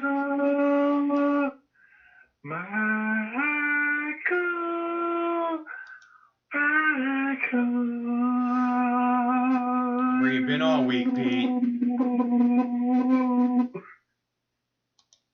going on? I apologize. I've been so busy, Really? just working like a fucking animal, and I've had to wake up early every day this week, so I've been chilling, bro. What are they doing to you? What are they doing to you? For not. Why you gotta work so hard all of a sudden? Well, because as you know, there's a pandemic going on. My coworker, who has been out since the pandemic started, is actually coming back this week. So you said that. You tremendous that. relief to me, Michael. You said that 2 weeks ago. I'm so happy. You said that 2 weeks ago. No, I didn't. Okay. Well, I maybe said she's coming back, but this week now is actually the week that she is officially back, so that's cool. So yeah, good. I'm glad. I know you've been talking about needing help for quite some time now, Pete. Yes, I have since the pandemic started. So now my health is officially coming back. So I have a tremendous weight lifted off my shoulders. So I'm feeling fantastic. How are you feeling, Michael, old buddy, old pal? Well, I know good. All these fucking mundane ass callers are boring the fucking shit out of you. I can tell. Look, I'm just doing my thing, man. It's nice to hear from people. It's nice to know Daniel's still alive and dying. So, That guy's lonely, man. He does not want to hang up. Yeah, we're all dying. We're all dying slowly. Very slowly. I think he's dying a little faster than most of us right now. He said he quit. He said that they shut down their business. They had a carpet cleaning business. He said that they just retired it and are not going to do it anymore because he's dying. So he has the COVID. He has the COVID and he's dying. Although he didn't sound real sick. Well, that sounds like a wrap for that business. Shit. Yeah, well, it's good. It's good that I congratulated him last night on his early retirement. Everybody hopes to retire early, right? Yeah, I don't know if that's exactly the conditions you want to retire on, but yeah, that works for him. Gotta take what you can get, man. Fuck, man, what you been up to? I didn't talk to you at all this week. Are you fucking keeping your fucking head on your shoulders? No. You're fucking not losing your mind over the whole fucking chop zone? No. Dude, I've been reading this news about the chop zone, and every time I just think of Mike. Like in the back of my head, I'm like, I'm sure Mike's fucking head is blowing out of the back of his skull right now reading about this shit. This whole shit about the chop zone is not going to end well, bro.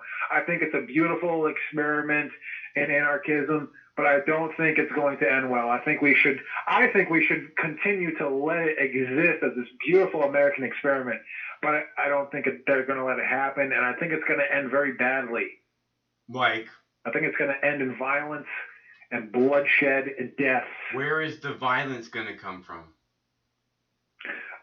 Well, from the police, Michael. You know where it's going to come from. Okay, see, but that's what this was all about. So if those people, again, this is how it works, Pete. You've seen the Star Wars movie. I know how it works, right? Motherfucker. Strike me down and I will come back 1,000 times stronger. Okay? And I've said that since the beginning of YouTube. So... Yeah, well, the protesters need to stay stronger than the fucking police, because the police are going to come at these motherfuckers way harder, and they're going to come at them with all types of subversive, they're going to send infiltrators and all that shit. You guys know they already did. They're going to keep doing this shit, and, y'all motherfucking protesters got to fucking stay on your fucking toes, because, if we want to continue to let this whole fucking chop thing go on, the police are gonna fucking infiltrate, get their dirty, greasy fucking cop fingers in this shit one way or fucking another. So y'all motherfuckers down there need to fucking keep your eyes open. So I don't even need to tell them this. I'm sure they already are well aware of this.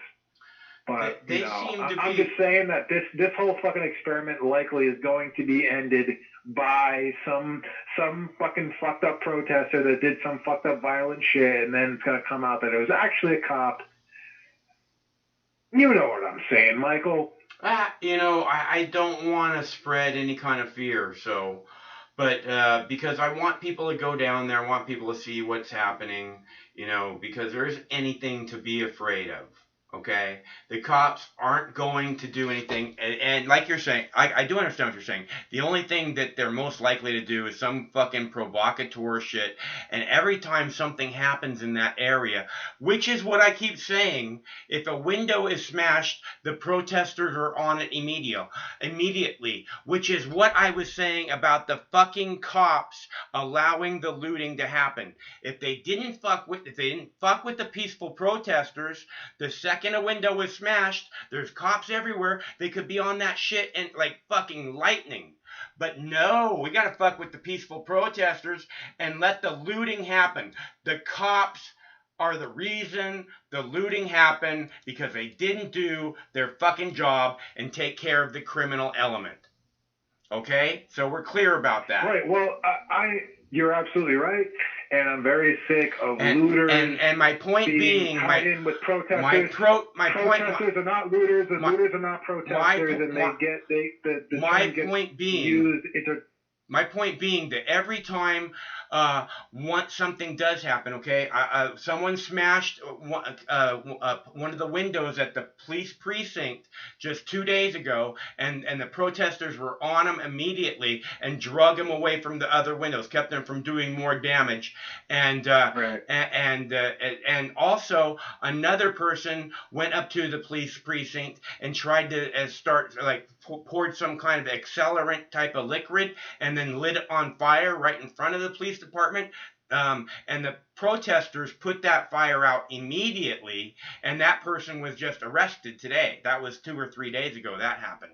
So again, the protesters are policing this neighborhood the way the police should have done it in the first place. You deal with the criminal element and stop fucking over policing the good people, because we don't all need to be looked at like we're motherfucking criminals. We're done with that shit. You're absolutely right, but there's going to be one fucking idiot that fucks everything up, and that I'm telling you, and then one dumb motherfucker, and it might even be a cop. It's probably going to be some provocateur fucking asshole that's going to come in there and do some violent shit or some stupid shit that's going to all of a sudden justify some knee-jerk reaction by the police that's going to come in and fucking end this whole beautiful anarchist experiment that's going on there. And if you ask me, we should just let it to continue to exist, because I guarantee you, if we do let this continue to exist, it's going to grow and flourish into something that people are really going to like. The idea of this anarchist state where there's no laws, where there's no police, where there's nothing, where it's just human beings free to do what they want to fucking do. I think it's great that Seattle is letting this happen, and I hope it continues. And if I lived in fucking Seattle, you bet your ass I would be out there supporting this little anarchist fucking 6-block state you guys going. Yeah, man, you should take the weekend off and come on down. Well, you know what? If I get some fucking vacay time, I would love to fucking head on down to the Chaz, the Chop Zone. Yeah, I'd love it. You can sleep on the couch if you want. I would love it, bro. I would love it. Maybe one day we'll work that out. Or you can sleep in the RV. If you want more privacy, you can sleep in the RV. All right. Yeah.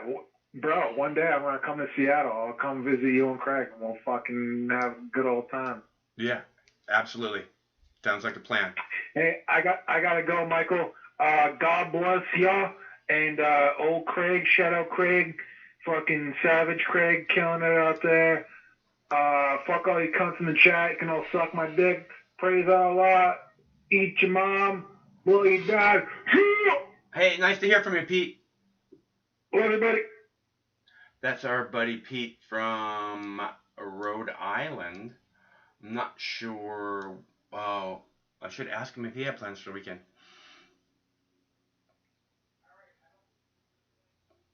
So it looks like we're going for a little walkabout throughout Seattle, which is nice. It's a beautiful day, Juneteenth. Let's go have a little walkabout, guys. Let's just walk around the city, show everybody whose streets these are. In case you're wondering what they're doing. Hello, caller. Evening, Michael. This is Noble. Hey, Noble. How's it going, man? Well, I'm gonna pick on you a little bit first, just a bit, because Michael, I'm trying to figure you out. Okay, so on one team, Team Michael says that the rule of law and equal justice under the law and the Constitution and that nobody has special privileges and there's this dream of marching towards a better future that is enshrined in the Constitution and the unalienable rights. Doesn't matter if it's written down or not. The words are true, whether they're whoever concocts them and puts them on paper. Michael, where are we? What are we trying to achieve with all this? I know you're down with the good people, but you have a tendency to be.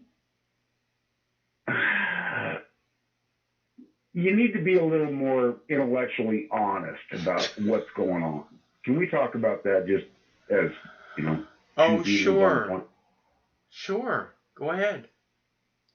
Okay. Well, no, I'm needing your feedback because You're saying I'm not being intellectually honest. You have to explain how I'm not being intellectually honest before I can give you feedback. Right, okay. Very good. Yeah, you got me pinned down. Okay. The world, so let's take a simple premise. Do you think the world needs sheepdogs, or is it just fine with everything being sheep and wolves and intermixing? I don't think these people are sheep at all. I think these people are standing up against a very comply or die police state, and I think that shows that they're not sheep. No, I'm asking, okay, so your previous caller was mentioning and pointing out that there's some, or perhaps it was you, I don't recall, but there's some better policing going on now in regards to people's aberrant behavior, and the decisions being made by this ad hoc force are somehow superior to the hierarchy that previously existed. So these people have determined that they are sheepdogs, that there are sheep and there are wolves, and they are the arbiters of who is a wolf and who is a sheep, and this is a very complicated thing, brother.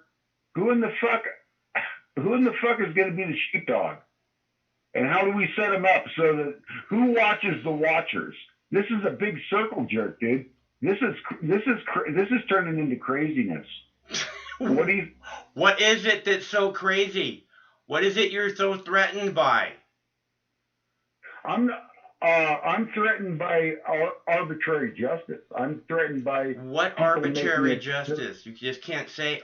And plus, by the way, there's a lot of arbitrary justice going on before we ever got to this point, and it's a big part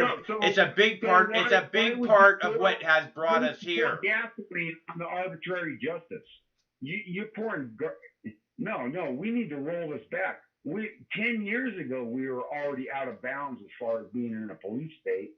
Look where we are now. Exactly. But here's the rub, brother. I think that you are, God, how do I put this without pissing you off? I think that you've been played. I think that you are buying into this theme that there is some ability to explode and get all our anxiety and all our animus and all our anger that we've accumulated over our time and just express it out in one big fucking blow up and say that the past is not salient and we can just throw ourselves into the future with this new creation. Well, no, there's nothing new under the sun.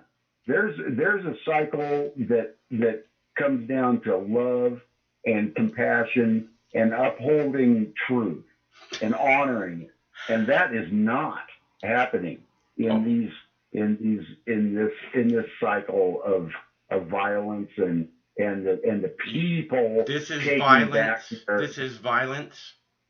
This is violence. People walking through the street is violence. when people feel threatened, and okay, yeah, we're in the early stages, so I don't want to overstate it now, but I can kind of anticipate. Yeah, that little girl right there getting a piggyback ride is just terrifying, isn't it? It's just terrifying. I don't know what, that's a touchstone that you have a vision on, and there's a million touchstones are happening all the time. I don't want to get drugged down into we can all throw something on the screen that justifies I didn't throw any. That's what's on the screen. There's people in the streets, and you keep equating them to criminals. They're a proud Americans and extremely brave. Okay? They're standing up against a comply or die, heavily armed, trigger happy fucking police state that cannot stand being questioned. Extremely brave. It's totally possible that could happen, but in Seattle, no, come on, I don't know if you're living in Seattle or California or where you're at now, but that's irrelevant. The point is that people just want a way forward that doesn't have to do with people having to choose, I'm telling you right now, they want an end to the drug war. They want an end to the drug war. What? Okay, they're pushing the racism just like the drug war. This is all play, Mike. And I'm worried that you're falling for it. What? Because somehow I changed from my stance a year ago, or 10 years ago, or 20 years ago, which is all fucking clearly documented on video for anyone who wants to see it. No, new information comes along, and you evaluate it, and you make proper decisions based on it. I have always stood with the people. Which is something you clearly cannot say. What can't I say? That you're not standing with the people. I have always stood with the people. The people in the streets are there. They don't want to be there. They're there because they have to be there. There isn't another option. Just like the guys who took over Lansing, Michigan Capitol. Okay? That's why there was no other option. We want our lives back. That's where these people are at. We're not going to have the police state breathing down our necks for the rest of our adult lives. That is no life for us. We're not going to be slaves to the police state. Fuck that. Well, this is a good intersection because, see, this is the interesting thing, Michael. This is why I like you, and this is why I keep calling back and entreating you with my perspective is because we're not on the same on a radically different page. We recognize a history, and as an amateur historian, I understand the methodology to impose it. You put fear into people's hearts, and they will just wilt like a flower. And so the people who have chosen not to be fearful are to be commended.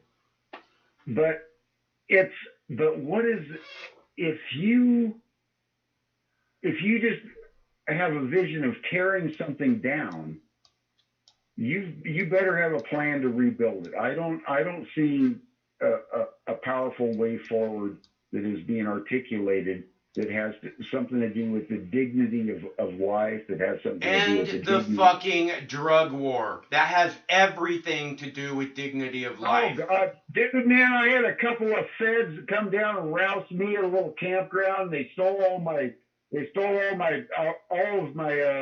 it it was some dirt weed. It was all I had left from last year's crop, and they took it from me. And I went, yeah, no, dude, I'm no fan of the cops. I've been around. Okay, it's all good. We end the drug war, then we don't need 50% of cops anymore. We end the DEA. But what happened? Wait, Mox. Okay, so what if a ne'er-do-well like China wants to just start pumping fentanyl into Seattle? You down with that? Tell me straight up that a hostile actor wanting to destroy our youth and floods the market with a fucking dangerous drug, and are you going to combine that into your anxiety about war on drugs? Give me some. Okay, well, this is some big fear thing that you have. Again, we have to make these. We have to make these. Hey, I'm answering your fucking question. Okay, we have to make these things legal, which means you get them at the party store, which means and we make them incredibly affordable. It's no longer it's not a fucking a for-profit system. The party stores are going to be basically if you want to go in there and get heroin, it costs you $1. Okay? Nobody's going to have to go steal to get heroin anymore. Okay? You know what kind of a police state you would have to get rid of the black market? This is a perfect example. This is a perfect example of of unintended consequences of good intentions. Oh my God. Nobody's going to want fucking heroin. If they can number one, if they can go and get marijuana, almost all drug consumption is going to end, except for marijuana, including pharmaceuticals. I was just throwing out a possibility that maybe a hostile actor would want to flood Seattle with a bunch of fucking really powerful, addictive drugs. They're already doing that. Do you not get that? Do you not get that that's already happening? Do you not realize that it's Noble? I just asked you a fucking question. Do you not get that is already happening? Okay, the drug war doesn't work. Oh, I'm not disagreeing with you. You are. I'm just asking, you what are. What are your Okay, so a hostile state could ship and manufacture and ship to the United States. And already is. Anything that can be imagined. Anything that can be created from anything your fear can imagine. You can just the reefer madness. The reefer madness, my God. The reefer madness. Come on, Noble.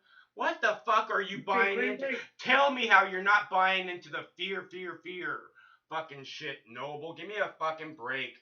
We gotta have a nanny state forever. That's what you want. Oh yeah, I'm not no fan of the drug war. You're telling me we gotta have a fucking nanny state forever. Give me a fucking break, man. No, I'm asking you where your line is. I gave a theoretical question, and I asked if that was beyond the pale or if that was okay. Your theoretical question is already actually happening. Okay, the streets of Seattle are being flooded by fentanyl from a hostile source. Okay? And if the people could go to the party store on the corner and get something safe, they're gonna go there instead. Duh. Okay, and so the police state runs the party store on the corner because there has to be some. There's lots of states where you have to go to a state-run alcohol store, right? To get alcohol, you have to go to a state-run store in many states, right? No, you don't. Yes, you do. What the fuck, dude? Are you new or something? No, actually, I live in a place where I could just, buy beer made by my friends or vodka made by my friends or, really? Well, you can't really do that here. I live in a little bit of a different world. You're right. Often I make the mistake of extrapolating my reality out into the cosmopolitan reality. So, yeah, you're a creature of your environment, and I'm a creature in my environment. and you're an anarchist that is saying we need to control who gets the drugs and make sure they're safe, and I'm out here saying right. you know, right now you have the criminals. Right now you have criminals world who don't care if back. they're being Yeah, sold to crazy. 12-year-olds. The drugs are being, okay, at the party store you got to have your ID. But right now, the people who are in control of the drugs, you don't need ID, Love it. okay? So it's really much simpler than you want to make it. All right, so you're a status, and you show me your ID. That's all. Okay. Yeah, that's cool. for sure that's what I am. There's no doubt about that. That's cool. Show me your papers. That's what I say every day, man. I can't wait. You're the one sucking cock, dude. Not me. You're the one vilifying these protesters. Papers to get your fentanyl from China. Yeah, see? I'm so afraid. That's already happening, moron. Moron. Well, the ad hominem attacks are starting, and so I know You won't admit reality. You refuse to acknowledge. You want to act like you're being intelligent, but you're just saying stupid shit. Right, I'm dumb shit, and I'm still smarter than you. Oh, okay. Right. We're going to have to fucking have cops forever. It's going to take so many cops to end the fucking drug war. Like, you have no idea what the fuck you're talking about. I apologize. I retract that. Let's take that conversation higher instead of lower. How's that? Give me some insight so we can change streams. There's I pinned you down, I beat you, and you are mad at me, so you call me names. You haven't done anything like that, dude. You could pin me down, and I would be. You haven't done anything like that. How did you do that? How did you do that? Explain it to us all so we all understand how it is you pinned me down. You like the state. You like the power of the state to determine what is safe and unsafe, and we'll distribute it safely, and you show your ID, and no, you're a statist. It's all good. That's what you believe. Yeah. I hate the fucking police state, and you are the one who can't get enough of it. End of story. You know it's true. These people are fighting against it, and you act as if they're criminals. And it can't go on. Your words, it can't go on. Well, Mike, why are you so mad? Anyway, because you're full of shit. Oh, okay. So according to Michael, the people are out there demonstrating in the streets so that they can have a complete control grid of safe distribution. So we can get the fucking police off our fucking necks. We got to get the police off our necks. That's step one. Is basic. Oh, extension distributor. Oh, and show your ID. And Mox is down with that. Yeah. Okay, Mox. That's cool. I forgot. You get your alcohol from some fucking white lightning guy who you're going to go blind from any day. Got it. Good plan, dude. Oh, that's an exaggeration. Okay, so there's another example. You claim to be this person that is all very evolved in as far as people being able to be smart enough to make their own choices. You're the one who doesn't think they are. Clearly. You just devolved into this like misanthropic. You can make whatever stupid choice you want to make. I'm fine with that. It doesn't matter to me. Okay, well, I'm a misanthrope and I'm dumb and I could die at any time from making stupid choices. Is this a big deal to you? People in Mexico are dying regularly from drinking bootleg liquor. Oh fuck, God! Don't start talking about Mexico. Mexico's exploding right now. If you want to change subjects, my God, I could talk about Mexico and the seriousness of the U.S. ATF and the infiltration of our. Yeah, get rid of this goddamn police state and this fucking drug war that benefits no one except for the elite.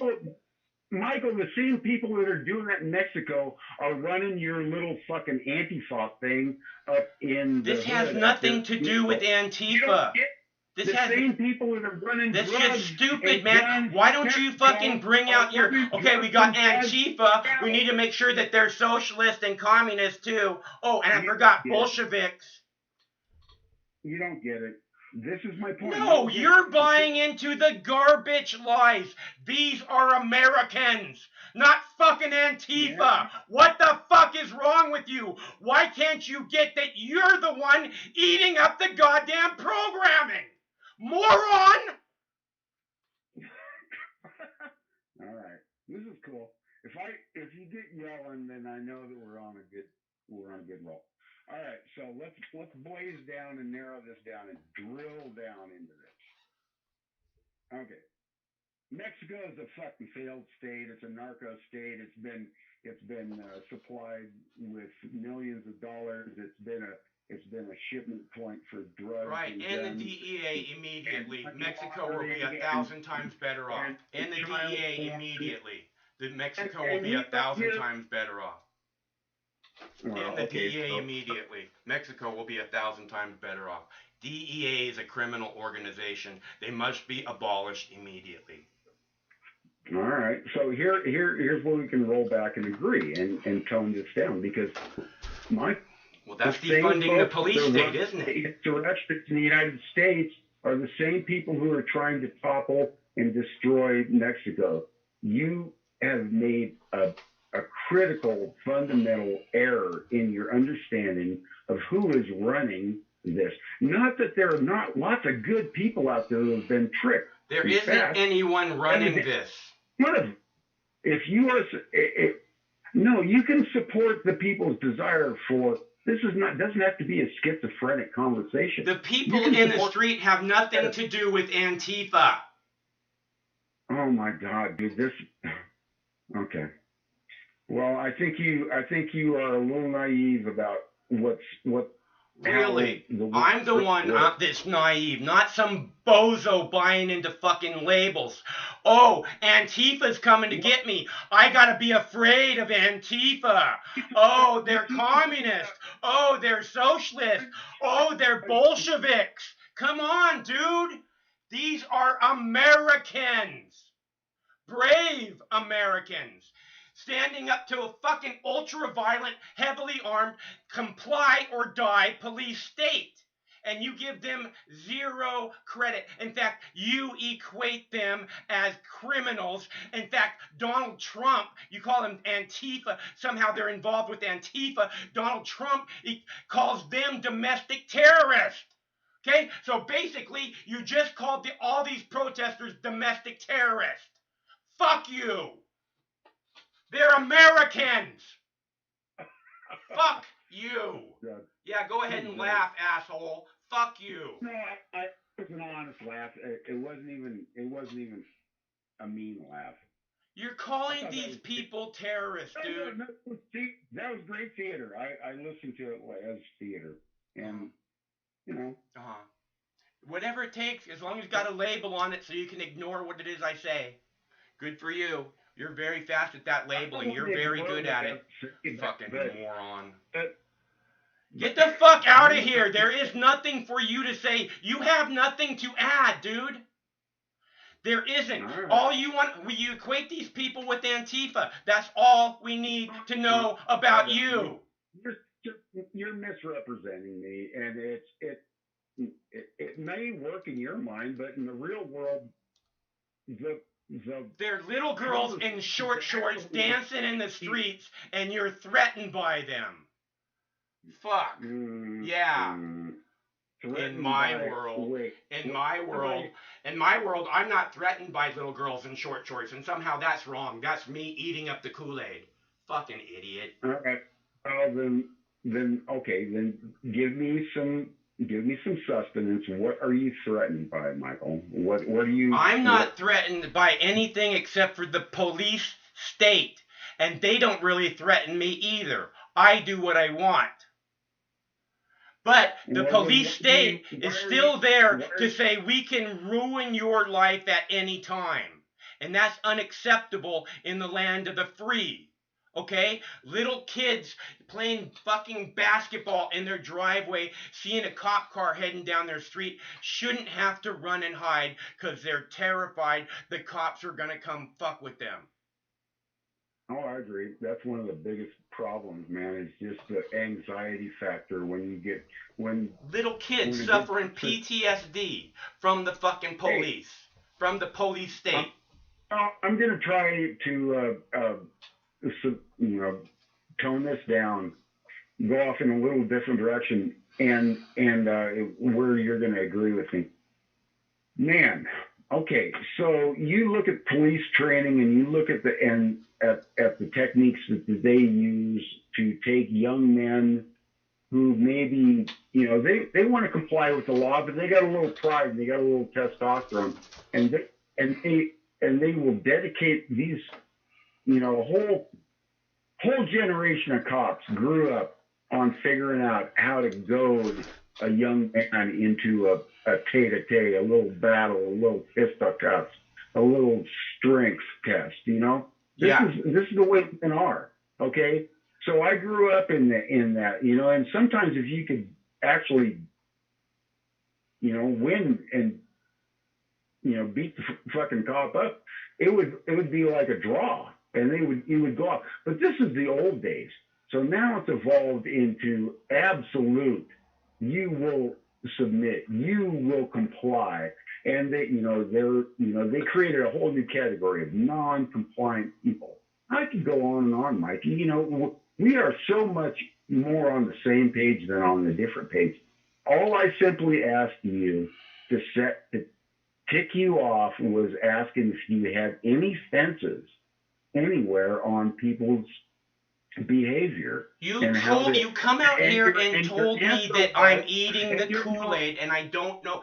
I'm buying into the programming. That's your first shit, dude. I'm worried about you buying into the shit. Look, I stand with the people. Where do you stand? I don't even know what that means. That's a cliche. No, it isn't. When the people go into the street, I have always stood with the people. In Germany in 1936?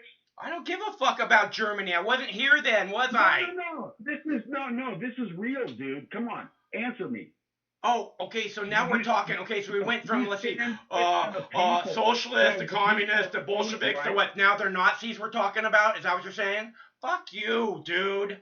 God damn it. Wait. I just asked you a question. No, the people can be goaded into doing stupid shit. Is my point is, Mike. No, what your point is that these people are fucking criminals when they're proud Americans fighting for a better tomorrow. That's who they are. With the hyperbole. No. They're proud Americans fighting for a better tomorrow, dude. No, they actually a good majority of them fucking hate America and want to see it burn. Yeah, that's just again, who is it that's buying into the bullshit? That's so fucking stupid. God. It's like you don't even listen to what you say. These people want a better tomorrow. Okay? Oh, as a group, 100%, everybody just united around one common, love and peace, but we'll do it through strength. No, Mike, you're naive. Come on, dude. You know that there are fucking people across the spectrum. You know that there are people that will just destroy this fucking anything that has anything to do with love and Fear.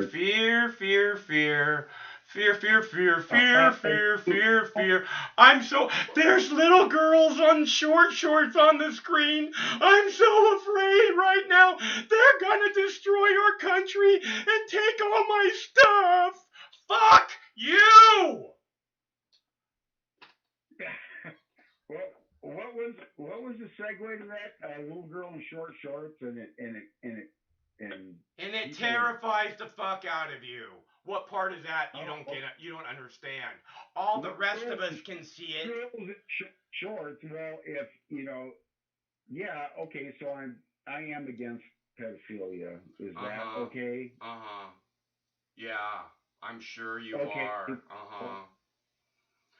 Dude, why don't you just piss Yeah, off? Because I got you're against the people.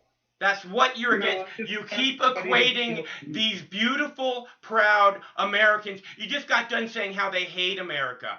Fuck you. No, Okay? they do. A lot of them do. Fuck Well, you. They want to destroy the They hate. Constitution.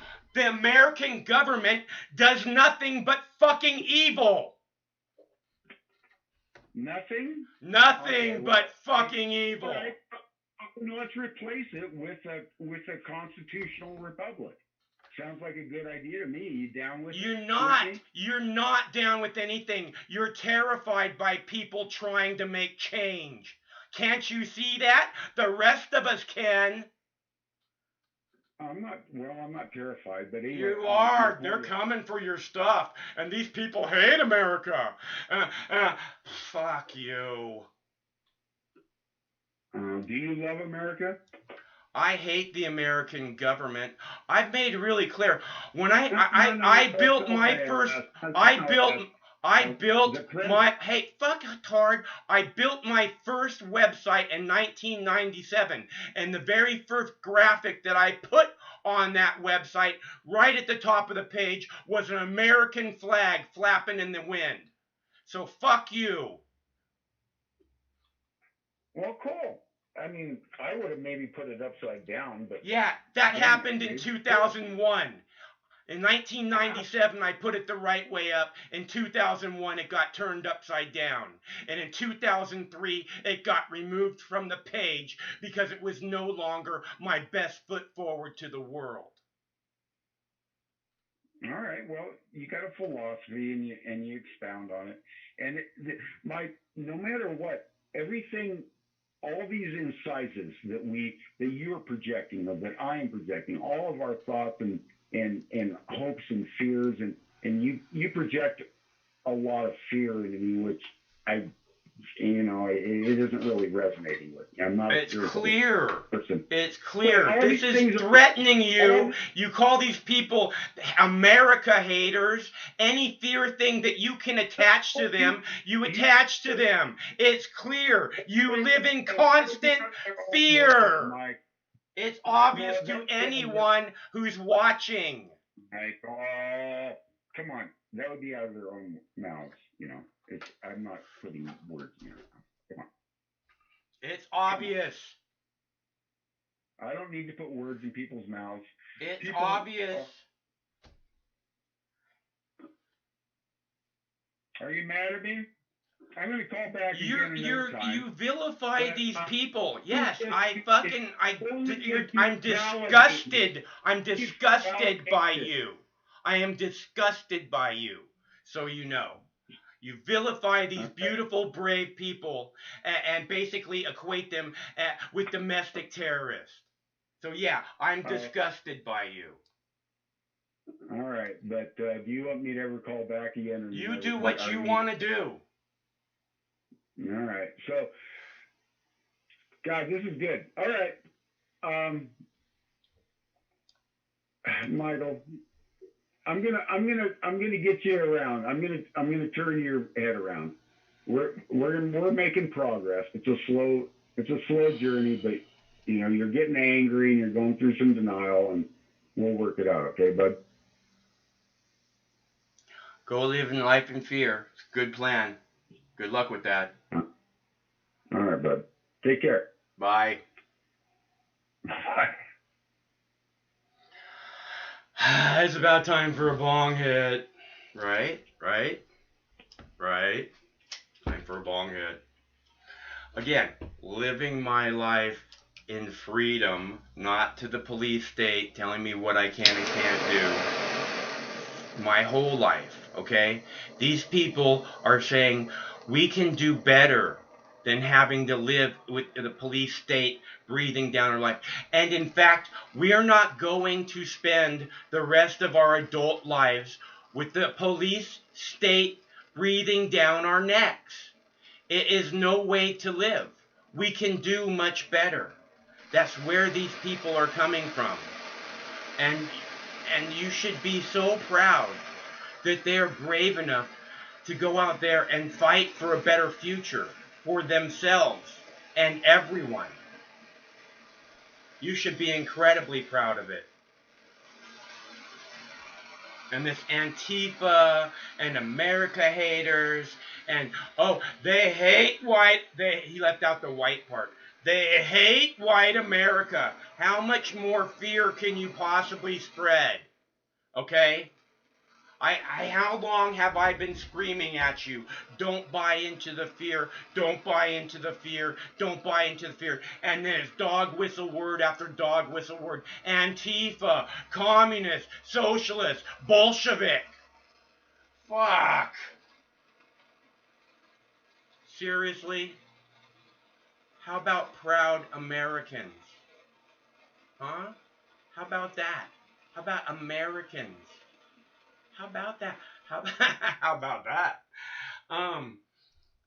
This is all I'm saying. And anyone that's dividing you from these people, anyone, they are not in your best interest. They don't love America or freedom. Hello, caller, and they're afraid. They're spreading nothing but fear. How you doing, caller? Hey, caller, hey, Michael, I'm fine. I'm Sharon from Dallas. I've been listening Sharon. For the last hour at you, and boy, you got some patience. That last caller, I mean, he might be watching Mox tonight, but he watches Fox all the rest of the time because he's clearly being snowed by them, as most people have been.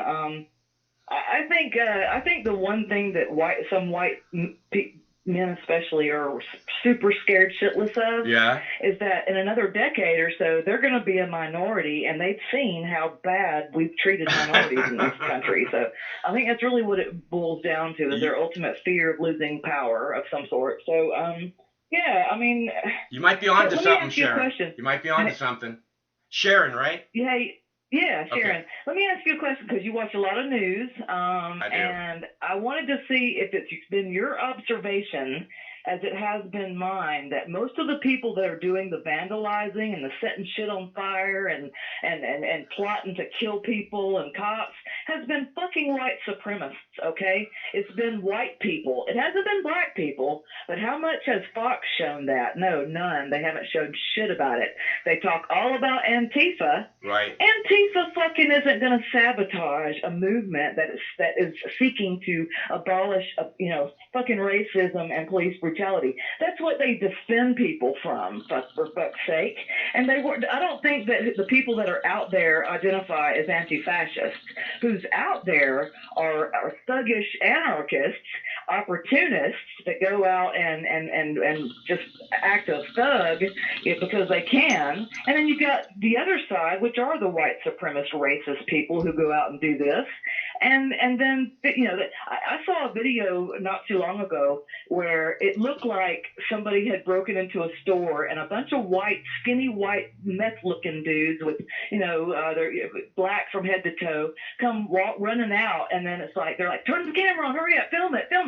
And it was, and then so they would basically cause a scene and then film the reaction to that scene. Right. And be like, hey, see, it's black people, blah, blah, blah, blah.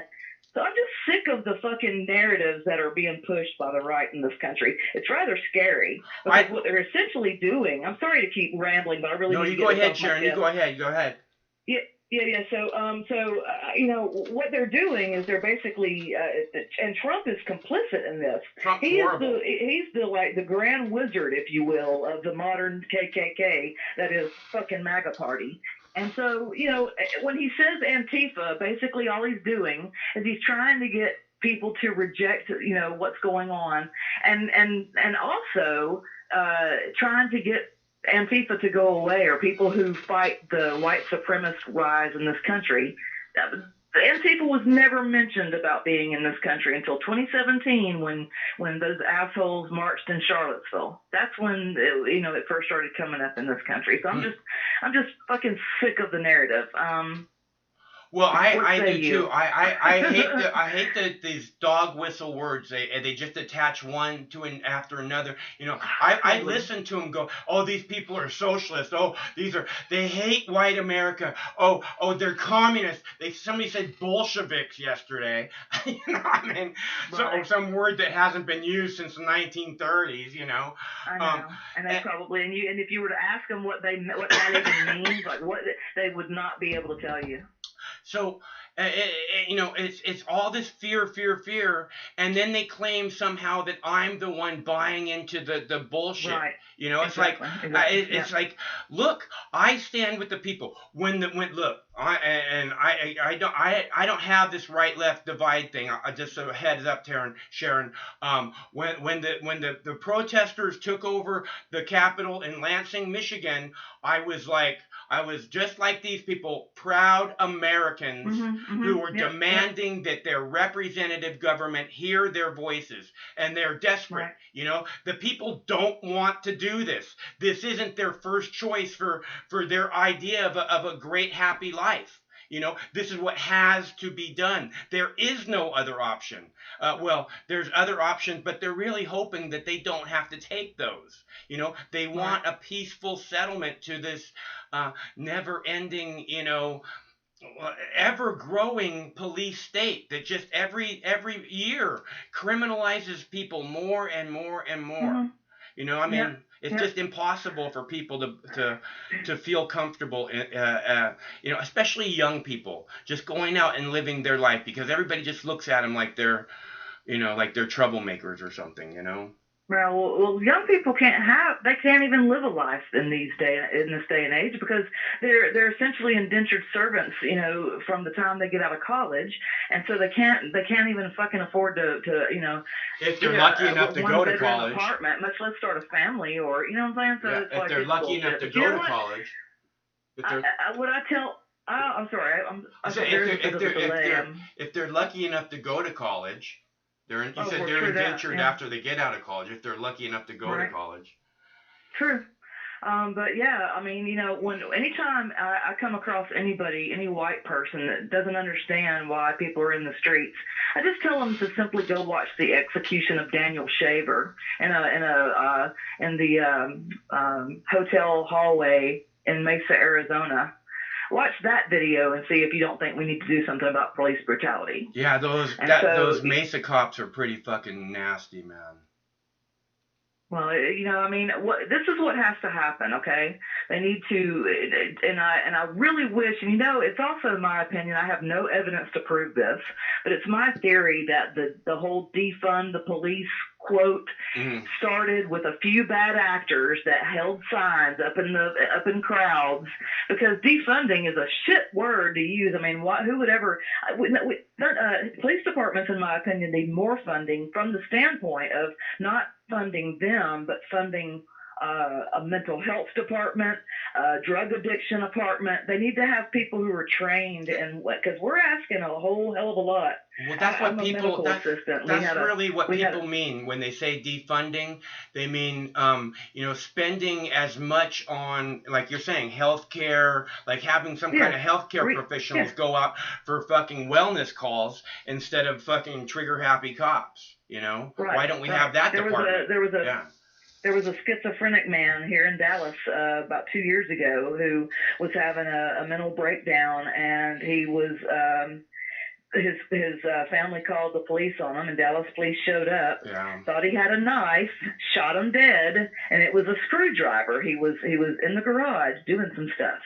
But he was having what he was saying. Now maybe it should have been explained better to the cops when they came in, because I guess they thought he was, you know, dangerous. But, you know, this is another thing that we got to fix with police. One of the questions, they do a psychological evaluation to get, you know, to hire cops. But it's kind of towards the end. It's not, you know, it's kind of like the final thing, like with a drug test or whatever. They need to have that the very first thing they do. And they need to ask the question, do you think black men are inherently more violent people? And if they think that, then they don't need to be a cop. Because that's what is. I mean, why do we treat people as if they're you know, gonna come and kill you? It's just ridiculous how much goes on, and some white people act like, oh, this is just an isolated incident. Will Smith said it really good. Yeah. Will Smith, I don't know if you heard the quote. He said, "Racism isn't getting worse; it's being filmed." Yeah. Yeah, it's obvious. It's obvious that there's a problem with the police, and look, it's just so. I mean, we can do better. All these people that want is just, again, they want to have a future without the police state breathing down their neck. And if we end the drug war, Sharon, then I mean, there's a huge defunding of the police, because it's gonna eliminate a minimum 50% of crime, because I agree. Because the black market won't exist for a river of money to flow to violent criminals. So it's just That is very true. Yeah. So it's really that simple. So there's a big defunding of the police. I mean, the DEA should be immediately abolished. They've brought us nothing but a heroin epidemic. Right. And there's a whole bunch more. I mean, the Department of Homeland Security is really a horrible organization that has been the ones that have militarized all of our local police departments. They go in and they have a catalog, and they say, look, we have all this military shit. What would you guys like? And it just gotta stop. I mean, basically, it's funny that. Yeah, go ahead. Sorry, I was going to say, it's funny that the Republicans accuse the Democrats of being the big government people, but actually it's Republicans who've created the biggest government programs in the country, which is Department of Homeland Security, and ICE, which is a redundant, to the NHS. I mean, it's ridiculous how fucked up our government is. Yeah. And it is because of Republicans. Well, the Democrats are also responsible, but majority is because of Republicans. And then, and then they have the audacity. They come in and fuck things up, and then a Democrat will come in and fix it all. And then it's just, we got to stop. We got to stop letting corporations take over our government. Capitalism is the main thing here. That's wrong. There's a big problem with capitalism. The problem with capitalism is basically all the natural resources of the earth, of our country, immediately go to the 1%, and then they dole them back out to us at a trickle at a time. But I don't want to just blame the Republicans. You have to understand, Sharon, I've been doing this on YouTube for 17 years and a lot longer before that, and it's the Republicans and the Democrats that have happily brought us to this place hand in hand. Yes. I mean, and people like Nancy Pelosi, and honestly, I believe this what you see going on in the street right now, 100% could have been stopped by Barack Obama, and he did nothing about it. He was a horrible president. So it's not just the Republicans. We gotta. No, it's not. But I mean, as far as like corporate interests, it's always been. Do you know where the terms the right and the left came from? I just figure that they're just divisive. See, I see them as the same thing.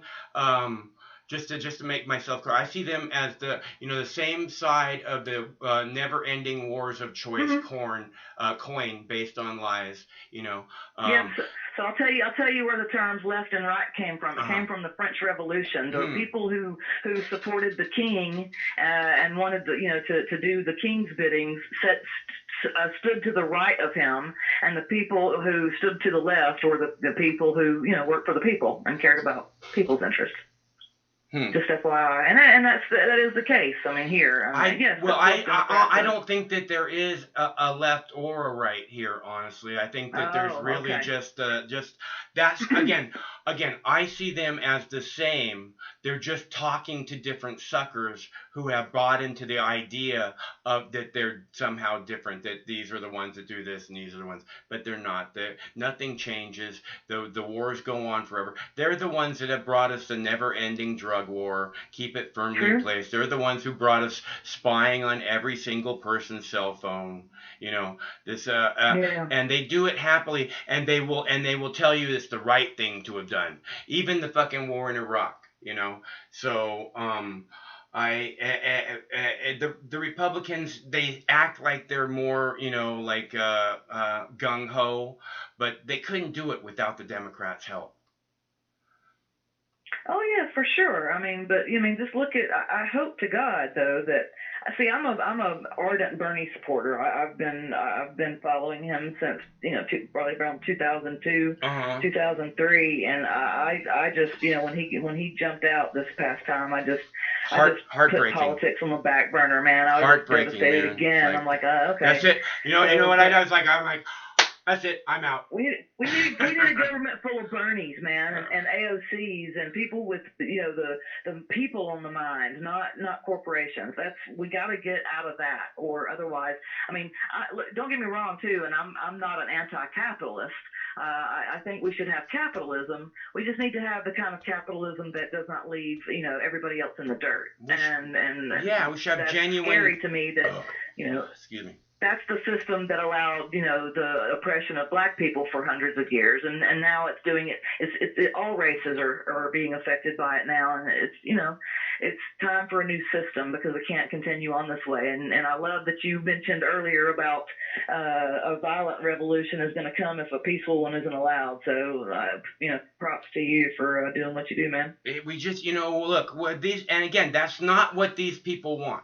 Okay, but no, of course not. But I hear people. I hear these right people, right? You want to do the left-right thing. I hear these right people, and they're saying, "Oh, look, those people have guns in the crowd in the protests." And I'm like, "What? You got a problem with the Second Amendment all of a sudden?" Because they're fucking Americans. They have guns. What? You think that only the right has guns? How stupid are you? Okay, this is America. Okay, and these people, lots and lots and lots of them have guns. They don't want to bring their guns to the protest. They're not bringing their guns to the protest.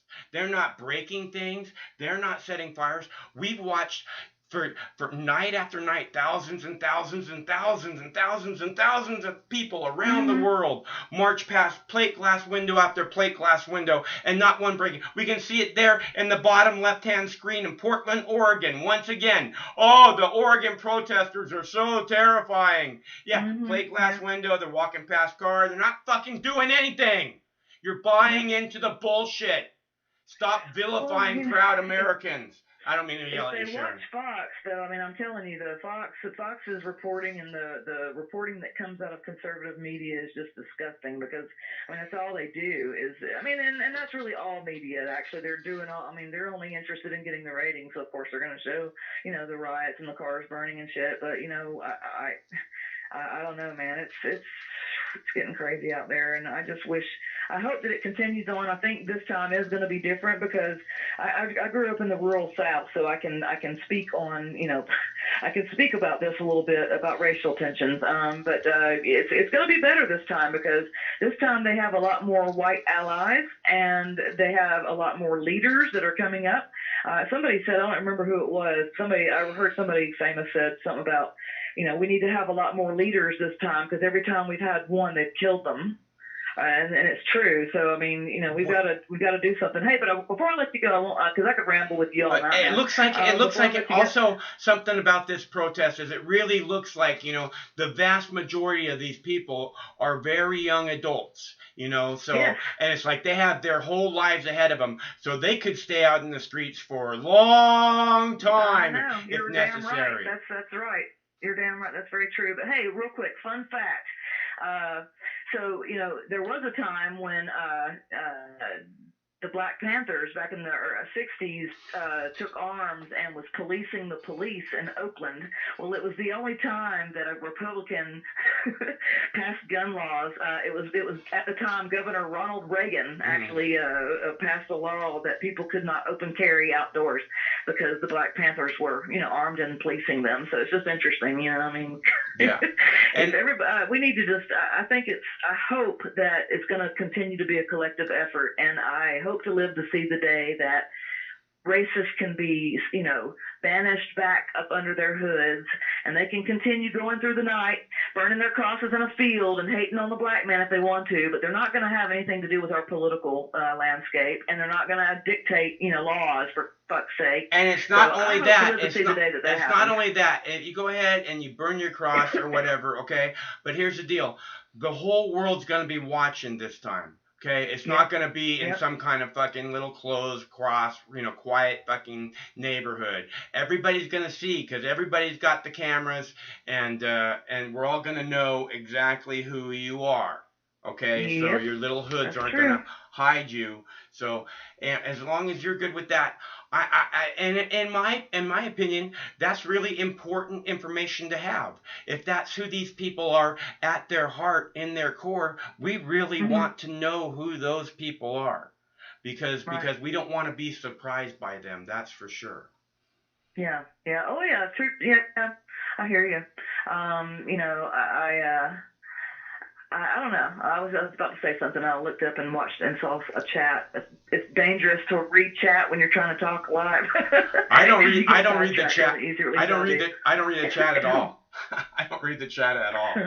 But all those people though, don't forget, Michael, all those people out there are paid by George Soros. So I mean, dang, I got to get out there so I can get them to protest. I got to get my ass out there so I can get my paycheck.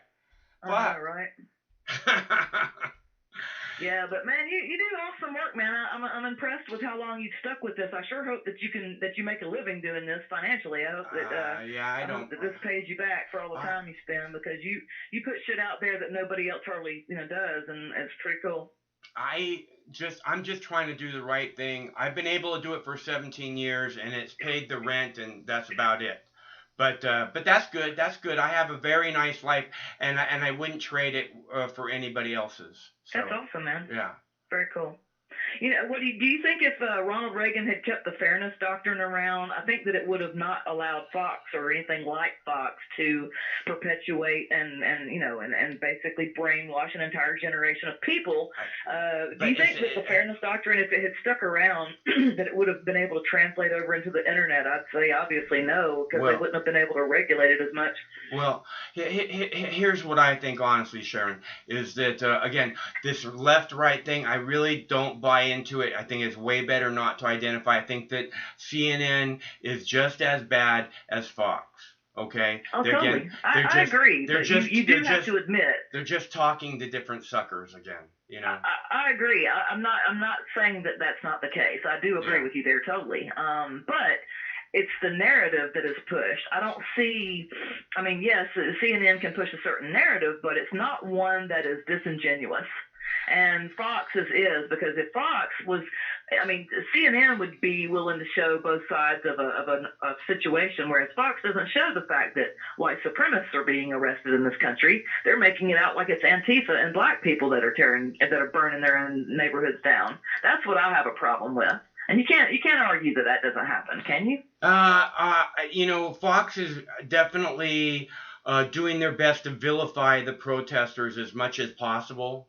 But I don't think that CNN is exactly. I've watched CNN for a long time very closely, and they have not supported the protesters. When the Occupy people went into the street, they were horrible. When they were like they're drug users, they're fornicators, they're public fornicators. It was horrible. And again, I see the same thing here. Honestly, it's they see these people as a threat to the status quo, and the last thing CNN wants is their lovely status quo threatened. Oh yeah, no, I call CNN corporate nonsense network. No, it's all a corporate. Look, it isn't even. I use the left and right a lot, and Republicans versus Democrats a lot here. But overall, it's not about the left or the right. It's about the bottom versus the top now, and that's where that's going to be our struggle going forward. Is the bottom fighting the top? Because the top ain't going to give up their power and their wealth easily. We're going to have to take it back. We're going to have to demand it back through law and through getting all these corporate fucking puppets out of our government and voting people in like people who like Bernie Sanders, who wants to fucking change the country for the better for generations to come. Right. I hope we do it. I feel after all this shit, I feel a lot like Bernie is the controlled opposition. You know, like he plays his role and everybody, and he gets all the fucking actual, genuine, actual, real liberals whipped up, you know, and think, oh, look, we actually have hope. And then he just takes all that hope and shifts it over to the fucking status quo, you know. Yeah, I still don't know. I still don't want to. I think if COVID hadn't have occurred, I don't think he would have pulled out. He's the type of person that, in my opinion, that would care enough about people's health not to, run. And I mean, obviously, well, we won't get into the electoral process is a whole other conversation that I'm sure we could have. And I'll actually call one day. But yeah, man, I don't want to be a phone hog. I'll hang up now with you. It's a pleasure talking to you. Yeah, it's good to talk to you too, Sharon. Pleasure talking to you, and I'll call again soon. Okay, I look forward to it. All right, thanks, man. See ya. Take it easy. Bye. And that Sharon, she said she was from the South. She sounded like she was from the South. Or she grew up in the South. That's what she said. She said she grew up in the South.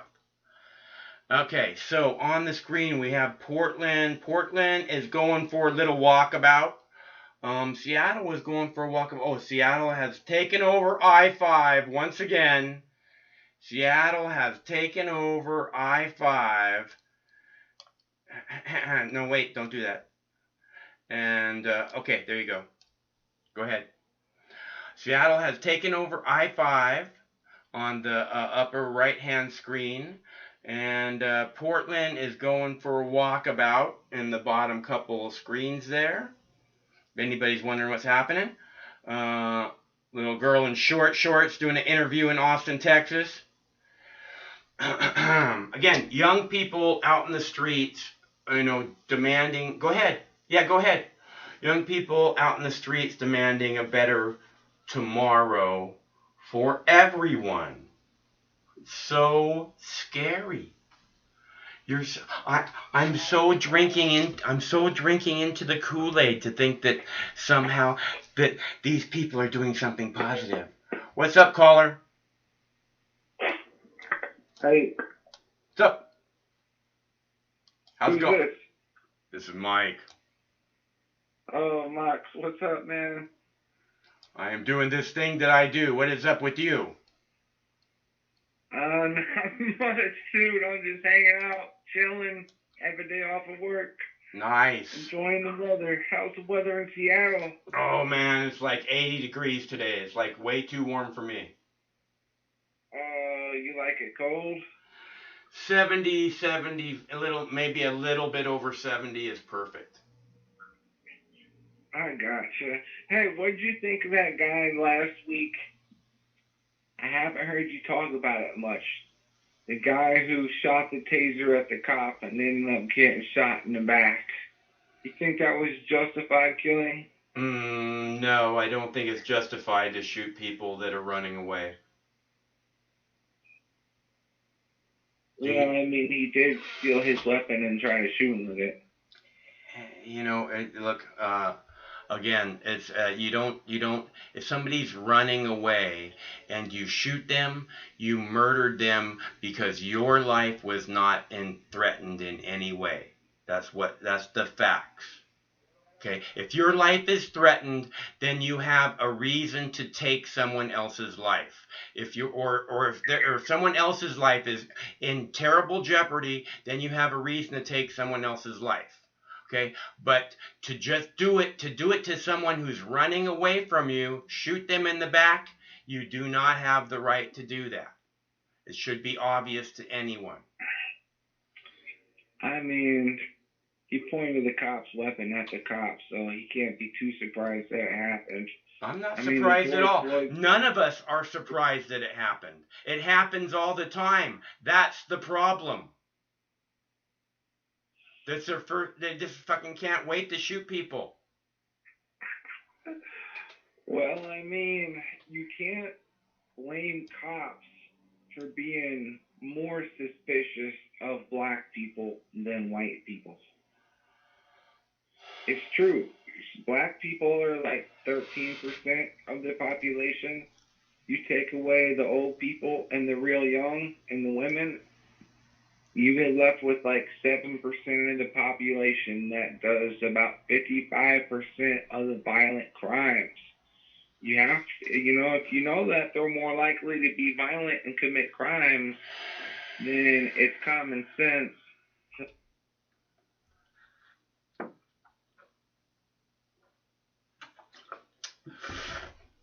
I'm not going to listen to that. I understand what he's saying. Black men are the problem. That's what he's saying. He's saying black men are the problem. We're not going to have that discussion because that's fucking stupid. And it's the problem with the cops. They have the exact same attitude. Okay? Black men are the problem. This is why they zero in on black men. This is why black men are terrified of police. This is why a little 10-year-old boy playing basketball in his driveway sees a cop car and runs and hides from it. Because he's suffering terrible PTSD. He's probably having nightmares. And you act like there's no problem. Things are the way they should be. Fucking stupid and horrible and disgusting of you.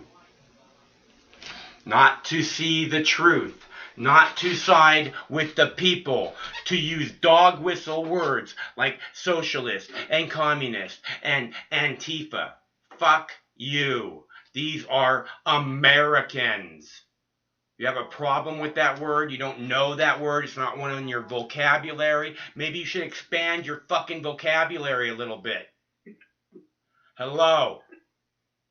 Hello. Some really hot topics going on, man. I felt like I wanted to call. Okay. And then, it changed so quickly. What changed?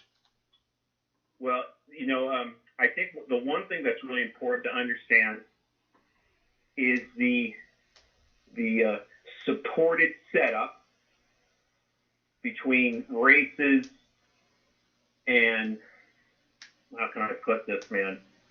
They are trying to set up the white race, right? They're trying to set up white nationalism. That's the Democrats. That's their bid. Right. So that one lady who called, was she brought that up, and so yeah, that's absolutely something that's interplayed, and then it also brings up the point of just culture and our racial identities, and that's the paradox. We do have racial identities as much as everybody is individualistic. Right? Everyone's eye, fingerprint, your chemistry. As far as I can tell, you all got cop haircuts, but yeah, go ahead.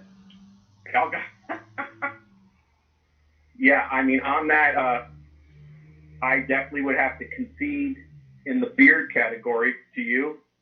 So I have that respect for you. You've been doing this a long time, and I appreciate the medium, and you're just helping out a lot, and I appreciate that you're involved in what you're doing. Well, thank you. What's your name? Eric. Eric, it's good to hear from you. So, yeah, man. So where are you going with this?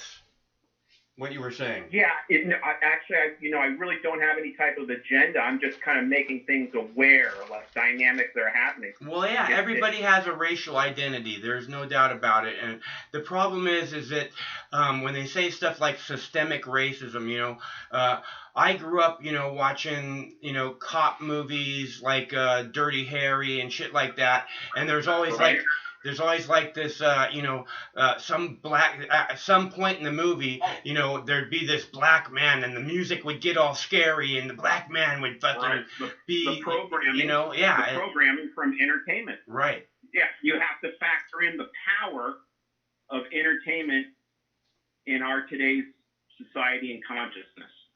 You have to understand that in one sense it could be completely corrupt to the point of literally, like you're just saying, being a main drive in someone's psyche because of the programming. Right. All the hours we've watched in entertainment when we were young, that's how we were programmed. Right. So yeah, there's a lot we don't know that it's happening, and everyone's got to be cool. You got, continue on your path, but have awareness, because there's so much that we are, we're literally born into darkness. I think that the society is the darkness, dude. I think that we're born into light, and then the society, this government, this police state does everything. Does everything it can. I call you, brother. It does everything it can to beat it out of us.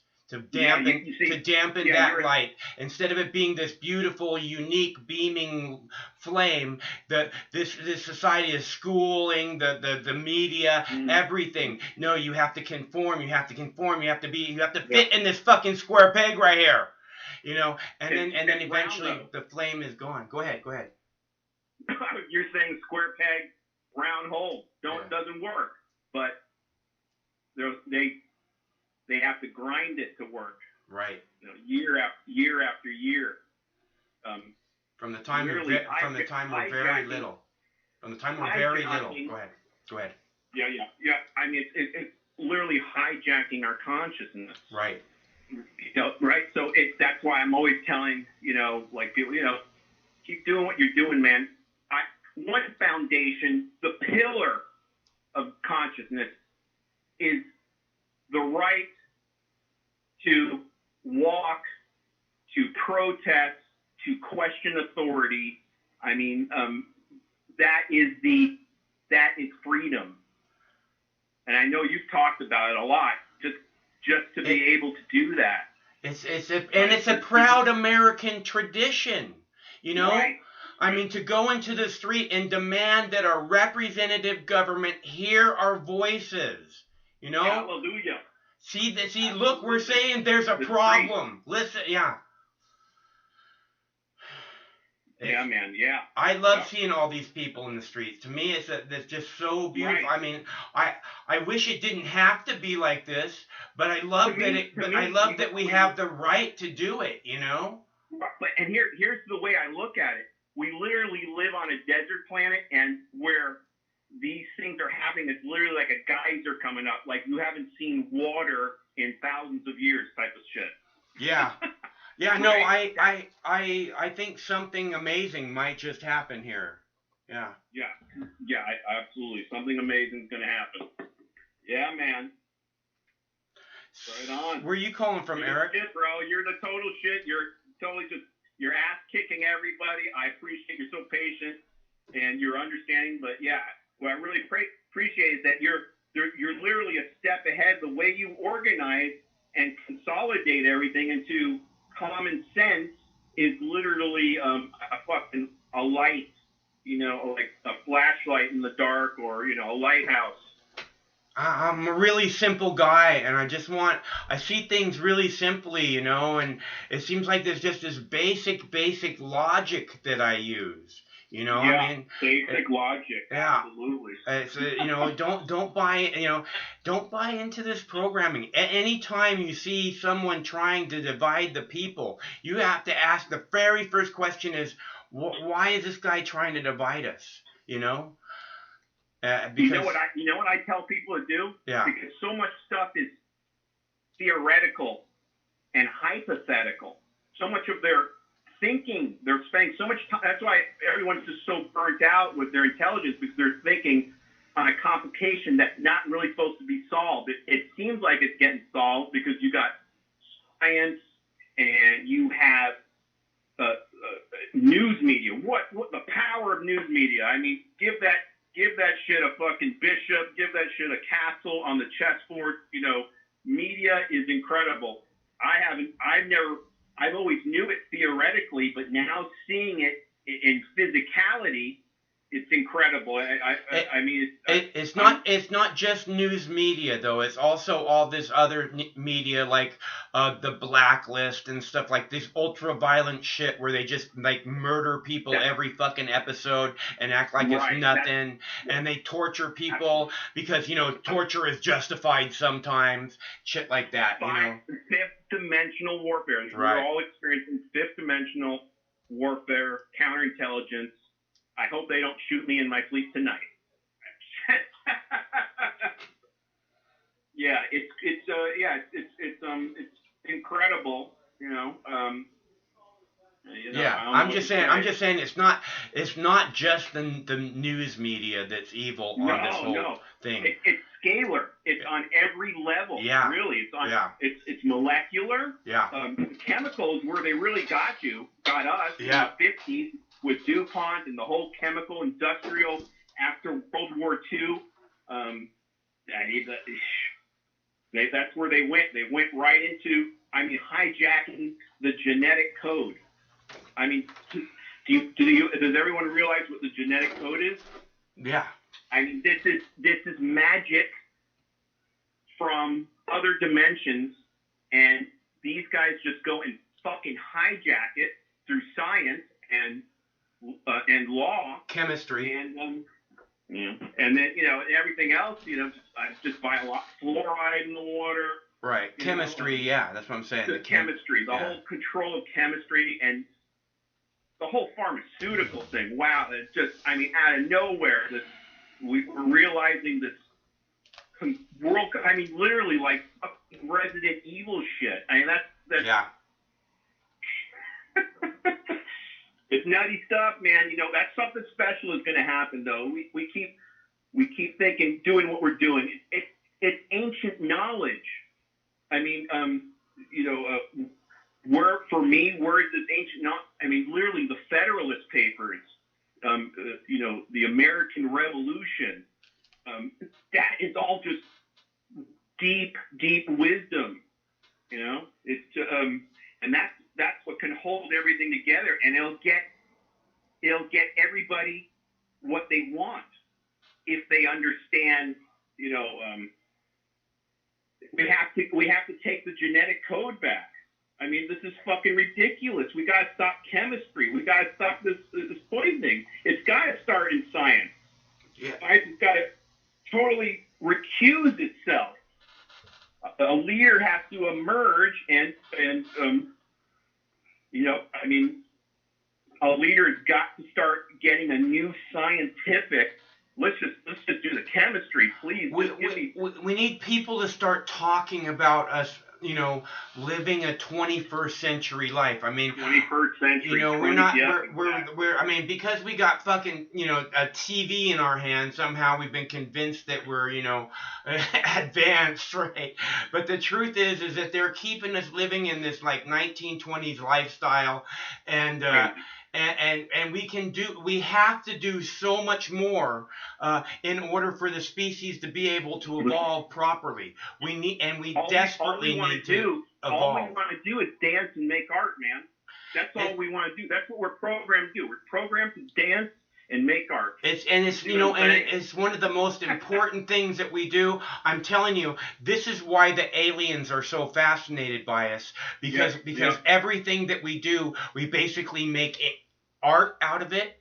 We make it something creative, whether it's our clothing, whether it's our food, whether it's I appreciate you opening that door, yeah. Moxie. I appreciate you opening that door, brother. Because it's a very unique thing to humans, I think, and a giant part of this planet, and who wouldn't be fascinated by the Rolling Stones and Led Zeppelin? Come on. Right.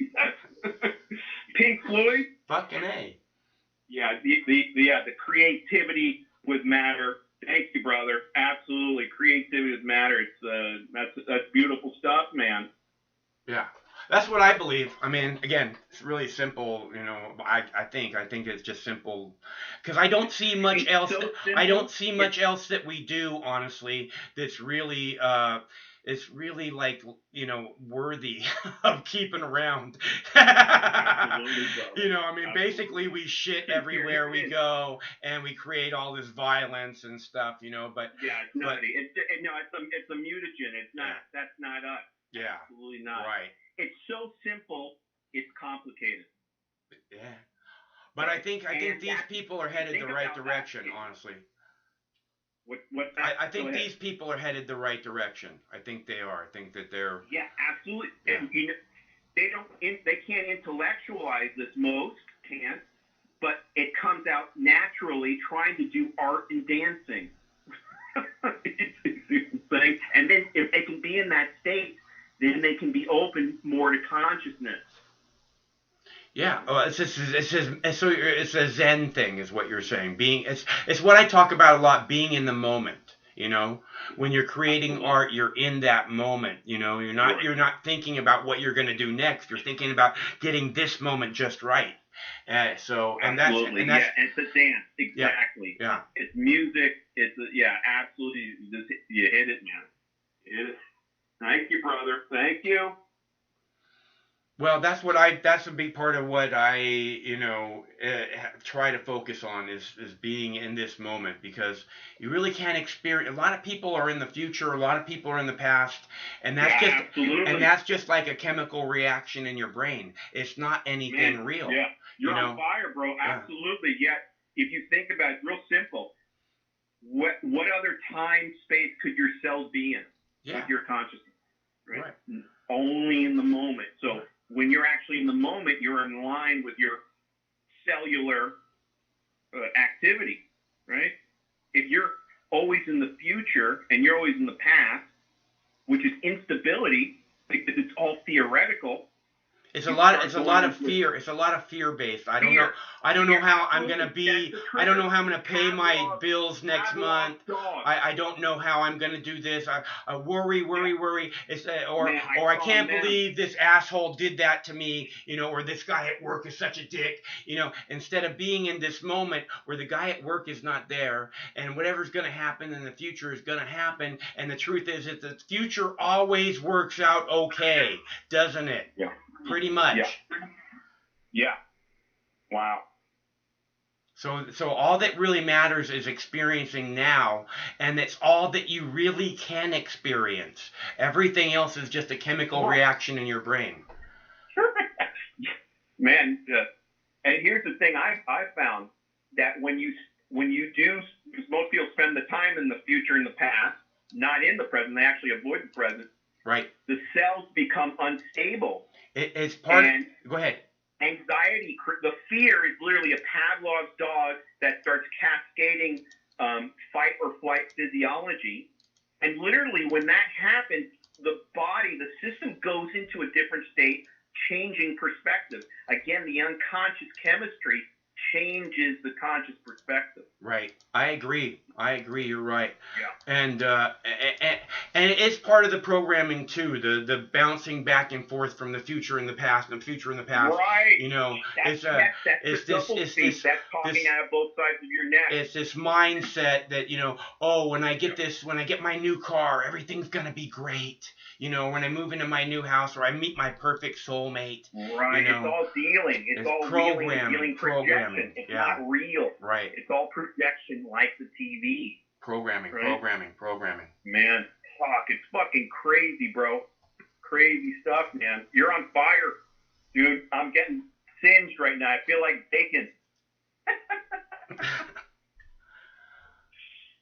Maybe I should let another caller go on. You got something else you want to talk about?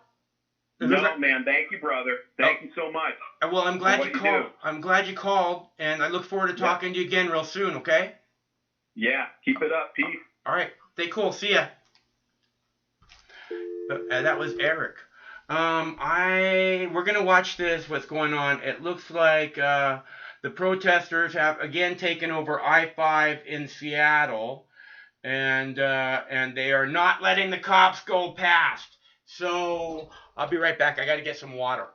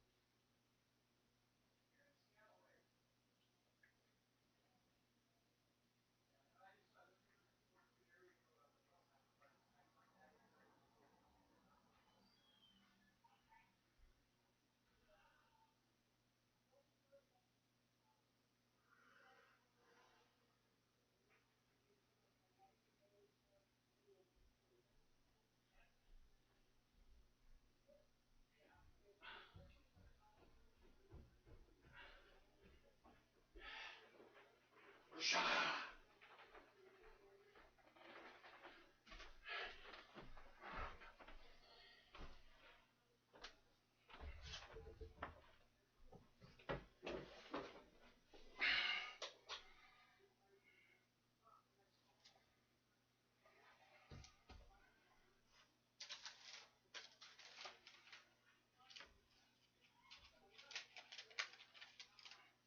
whoop, whoop, whoop, whoop.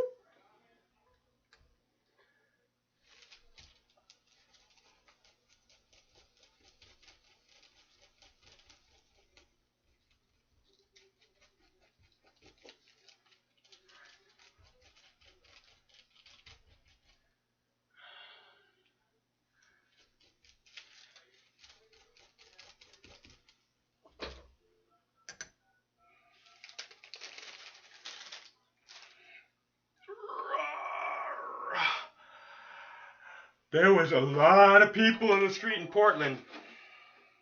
Where are they at? Where are the people in Portland at? Are they on the freeway? Hello. Hello. Hey, how's it going? Okay, how about you? Hey, I'm good. This is Manny. How's it going? All right, Manny, how about you? Well, I mean, I'm back in the east side of Seattle. I mean, you know, I live in the Seattle area. Yeah. And I want to say area because I don't live in the city of Seattle itself.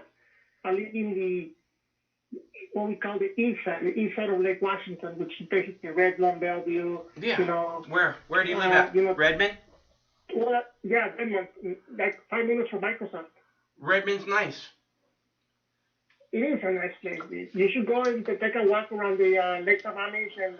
Oh, we go to the doggy park there all the time. It's a great doggy park. Oh, really? Yeah, so it's one of the best doggy parks in the world. Yeah, the one on the Burbank Park in Mercer Island. No, Marymore. Oh, Marymore. Yeah. Where are you at that, by the way? Are you in Seattle as well? Yeah, we're in Seattle. But where, the city or like on? Yeah, in Seattle. In Seattle. Oh, you're in the actual city. Okay. Yeah, I'm in Redmond right now. I used to live in Bellevue though, but because of the rent situation and like they raised the prices, I moved to Redmond, so I was able to find something more affordable. Redmond's nice. I like Redmond. I like Redmond better than Bellevue, except for there's no waterfront. Yeah, that's true though. But still, anyways, the reason why I'm gonna call is like, I mean, I'm getting a little bit of a. Do you have this feeling that every once in a while you kind of get like depressed because of the current situation, what's going on? And it's not just the bad people or the good people. It's just like, this is crappier than 2016. I mean, I was actually, when I was watching all the elections and stuff and the debates and all the culture war that was going on in 2016, I was actually laughing and enjoying it though. Because it's basically like a troll trying to poke people and make it angry and laughing about it though. But this is different. This is more depressing though, because like for real, everyone is fighting each other. Everyone wanna get their points across though. And it gets to the point that I really feel like we get into some sort of soft civil war. You know, look, man, people want to boil this down to these people hate white America. These people are coming to take my stuff. You know, but I hear what you're saying. That's what I'm telling you, is that if that's the frame of mind you're in, you're buying into the fear, okay? And there isn't a reason to be afraid. Okay, when there is a reason to be afraid, then be afraid. So the division is all about fear, Manny. When you see the division, when you see people trying to divide people, that's the real enemy. Those are the people that the left, the right, they're the same. They are the enemy. You know what I also noticed as well, though?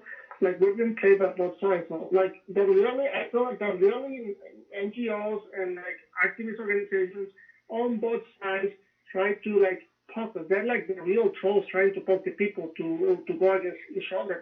I don't know if you have noticed that, but both sides, both activists on the right and activists on the left, are doing that in order to manipulate the people and, for some reason, playing social engineer for, like, I don't know, electoral reasons, though.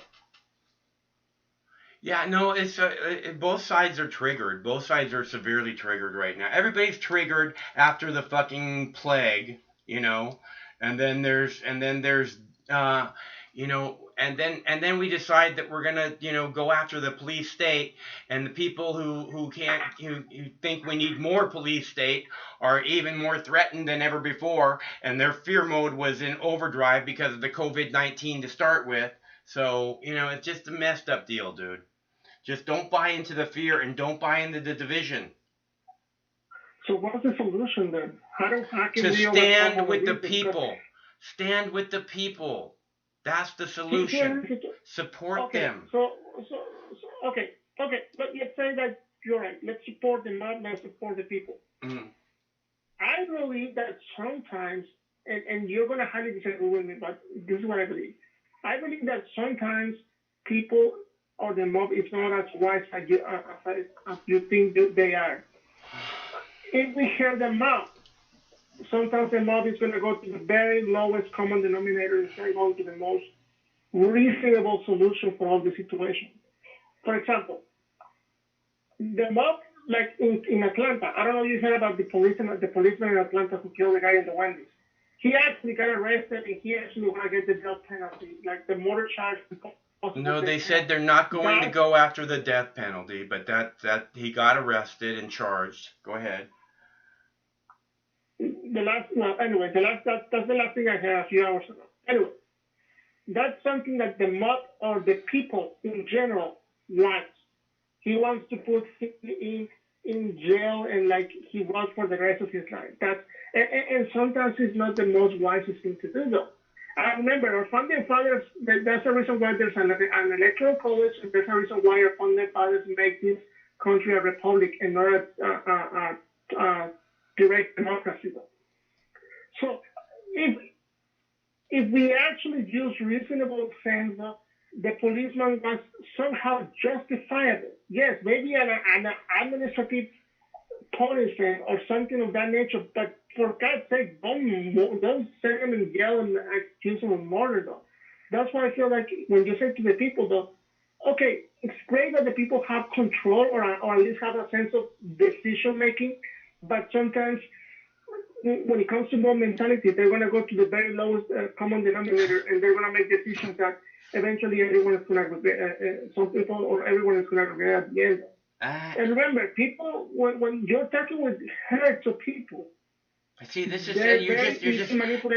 look, this lowest common denominator, the people being manipulated like a sheep. Again, this is fear. Okay? So, I mean, you know, maybe people can rise just a little bit above the lowest common denominator, Manny, and actually make something good happen, okay? And maybe we should give them the opportunity to see if they are able to rise above the lowest common denominator, fear, and actually make something good happen. Well, I mean, that's what I think, though, and I finally understand why the founding fathers make the electoral college and make this a republic, though.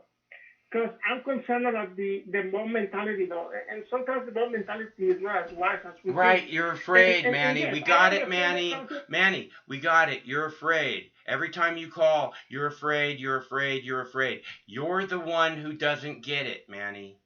You're living in constant fear, and you deserve a better life than that, Manny. Stop letting the programming trick you into being into constant fear. You know what my biggest fear, and this is something that I actually come into terms with. One of the biggest fears that I actually have at the moment, though, is that eventually there's a group of people who are going to be taking over, and they're going to step over myself, my rights. Okay, look, that's just the most basic programming, Manny.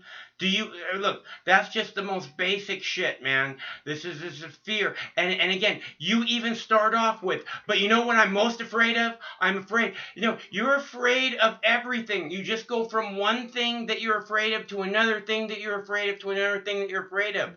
Like I said, we get it, Manny. You are living in constant fear. The problem is, you don't get it. You don't understand that that's a choice, that you don't have to live in constant fear, that you're deciding to side with the constant fear, to accept that programming. It's horrible. You deserve a better life than that, Manny. You're the top of the food chain on this planet. There is no reason for you to live in constant fear. Well, I mean, what options do I have? Like, let's say that you take out the fear. How am I going to live the life, and how am I going to be a good person and a good citizen? Because there's some restraints that we have to follow, and then if we take out the restraint, we're going to live in total anarchy, though, and that's going to be a total chaos. We need some order on things. Look, again, this is some fear thing. Total anarchy. Can you hear? You go immediately back to the deepest. Total anarchy. You don't understand. It's total anarchy. Okay? Fear, man. Okay? You can have a better life than that, Manny. You deserve a better life than that. And the truth is, Manny, so you know, these people that you see on the screen here, they are not the ones that are making you afraid. So you know. Okay. Okay. I just want to say hi that to you. Okay, Manny. That I had when I was all right. It's good to hear from you. So now, yeah, and I mean, I hope tomorrow doesn't go crazy like in the last few weeks. Well, don't look, man. I hope the chat situation gets. You have to hear the fear. You have to hear what you're saying, Manny. Okay? And it just is. You hope the world doesn't go crazy. You're a little late, buddy. The world went crazy a long time ago. Okay? So stop with the fear, Manny. Stop going, I hope this doesn't happen, and I hope this doesn't happen, and I hope this doesn't happen. And just come into the moment and look around you and enjoy the good life that you have. Okay. I'll try this. Okay, good. That's a photo that. That's something that I just want to vent out and express that to you. So. Okay. I mean, Miles, I understand your point. You're like the classic hippie liberal. I'm more like the alt-right conservative. The liberals want you to live your life in fear also, Manny. So you know, I am not like a classic anything. Nobody ever seen no shit like me before. Like an anarchist? No, look, I don't fit into your label, Manny. Okay? It doesn't work with me. Okay. All right, man. I just want to express that, dude. And I hope you have a good program and a good culture today. And I'll come the next time when I have a food for thought. Okay. Good to hear from you. Stay cool. See ya. Bye. And again, you can hear Manny goes, I'm afraid of this. I'm terrified of this. I'm so afraid. I'm so afraid. And people are coming to get my stuff. You know, look, this is what I keep talking about, the programming that separates us, that divides us. And that if Manny could just come into this moment right now, right here, where you are, right now, and just look around and actually enjoy what there is to enjoy in that moment. Instead of somehow buying into some, I'm afraid of this and I'm afraid of that and I'm afraid this is going to happen, right? Enjoy your life, especially if there isn't anything to be afraid of. And there isn't. Okay? We're strong people who will deal with anything that steps up on us. We always do, right? I know who you are. You don't. You don't get how much you're buying into the fear. You don't get how much you're acting like a fucking chicken shit, afraid of little girls in short shorts. that hate white America and are coming to take my stuff. You are acting like a total chicken shit, afraid of little girls in short shorts dancing in the streets. That's who you're acting like. Buying into the programming with everything, with your entire being. Divide and conquer, divide and conquer. I can't wait to be divided from all these people and stay conquered my entire life. These people are moving outside that programming. They don't want to spend their life as some kind of indentured slave to the government. And hopefully they won't have to. And hopefully they won't have to go through what I went through, not to be some indentured slave to the government. Hopefully, I love this. You guys have no idea how much I love seeing the people in the street. You just have no idea. It fills me with anticipation.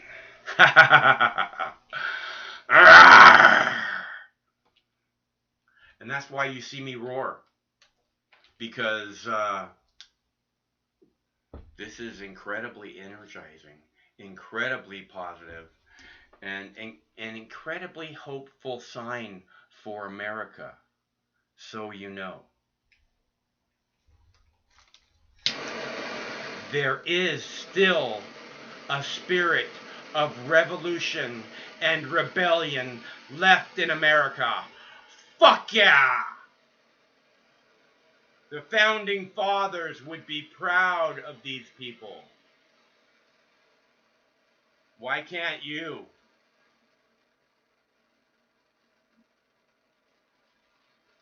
Because the founding fathers gave these people everything they need to be doing what they're doing right now. And they are exercising those rights in a big, big way.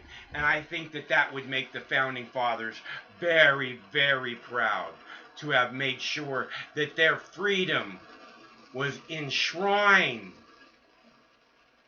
for the whole world to see and know. How much more beautiful can it be? It's all so beautiful. It's all so beautiful.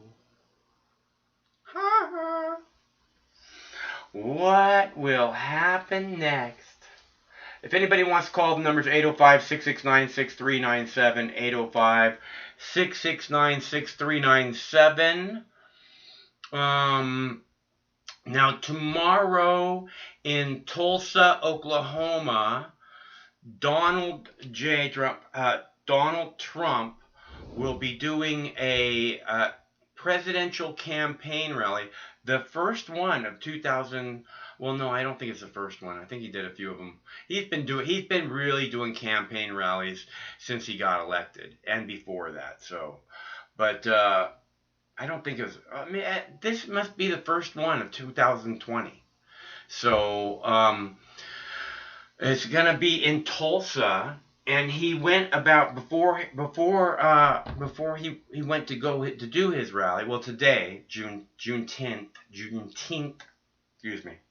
Excuse me while I take this puff.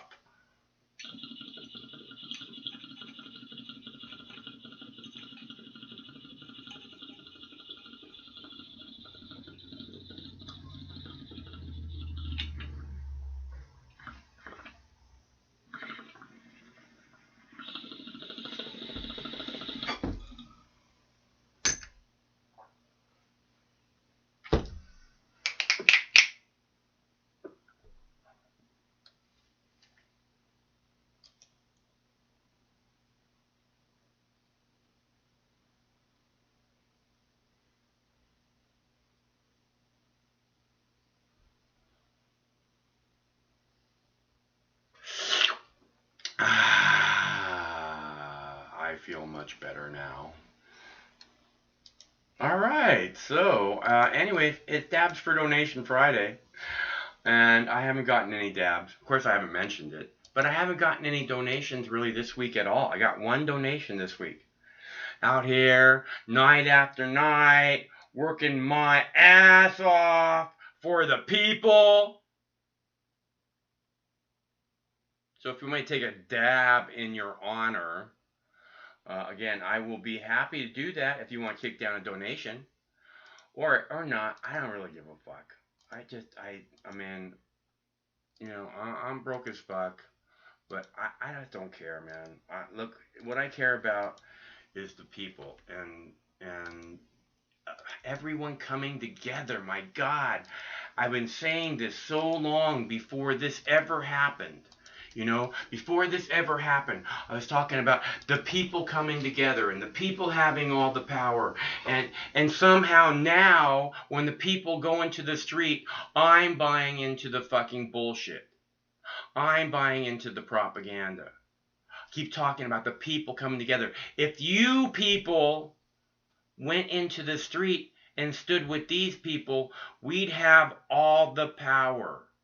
But you refuse to break the programming. You even refuse to acknowledge that you're the one sucking it up. That you're the one living in fear. Oh, these people hate white America. Oh, they're coming to take our stuff. You're terrified of garbage programming. Yours the ones. Oh, Antifa, communists, socialists, Bolsheviks. The fuck? These are Americans. And I understand Americans can be a little bit scary sometimes because they have this whole idea that somehow they're free. And freedom is a messy thing. Scary, scary. And messy is scary. We need organized. You have to color within the lines.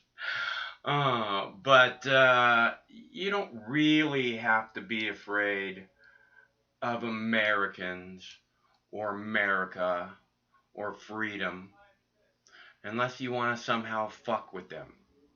And that's what fucking people like Sean Hannity and Tucker Carlson are doing. And it's not just them. The news media goes into into the chop and again and again they focus on this negativity instead of finding talking to families, oh look, we found this person who has a problem.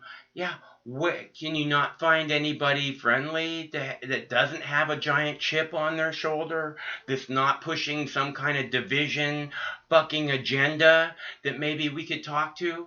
Because these people are not pushing a division agenda. Okay? But somehow the media, which is pushing the division agenda, which we all know, is somehow now it's believable. Right? Is that right? Hello, caller. Hey, Mike. Pretty lively show tonight, man. Right on. Who's this?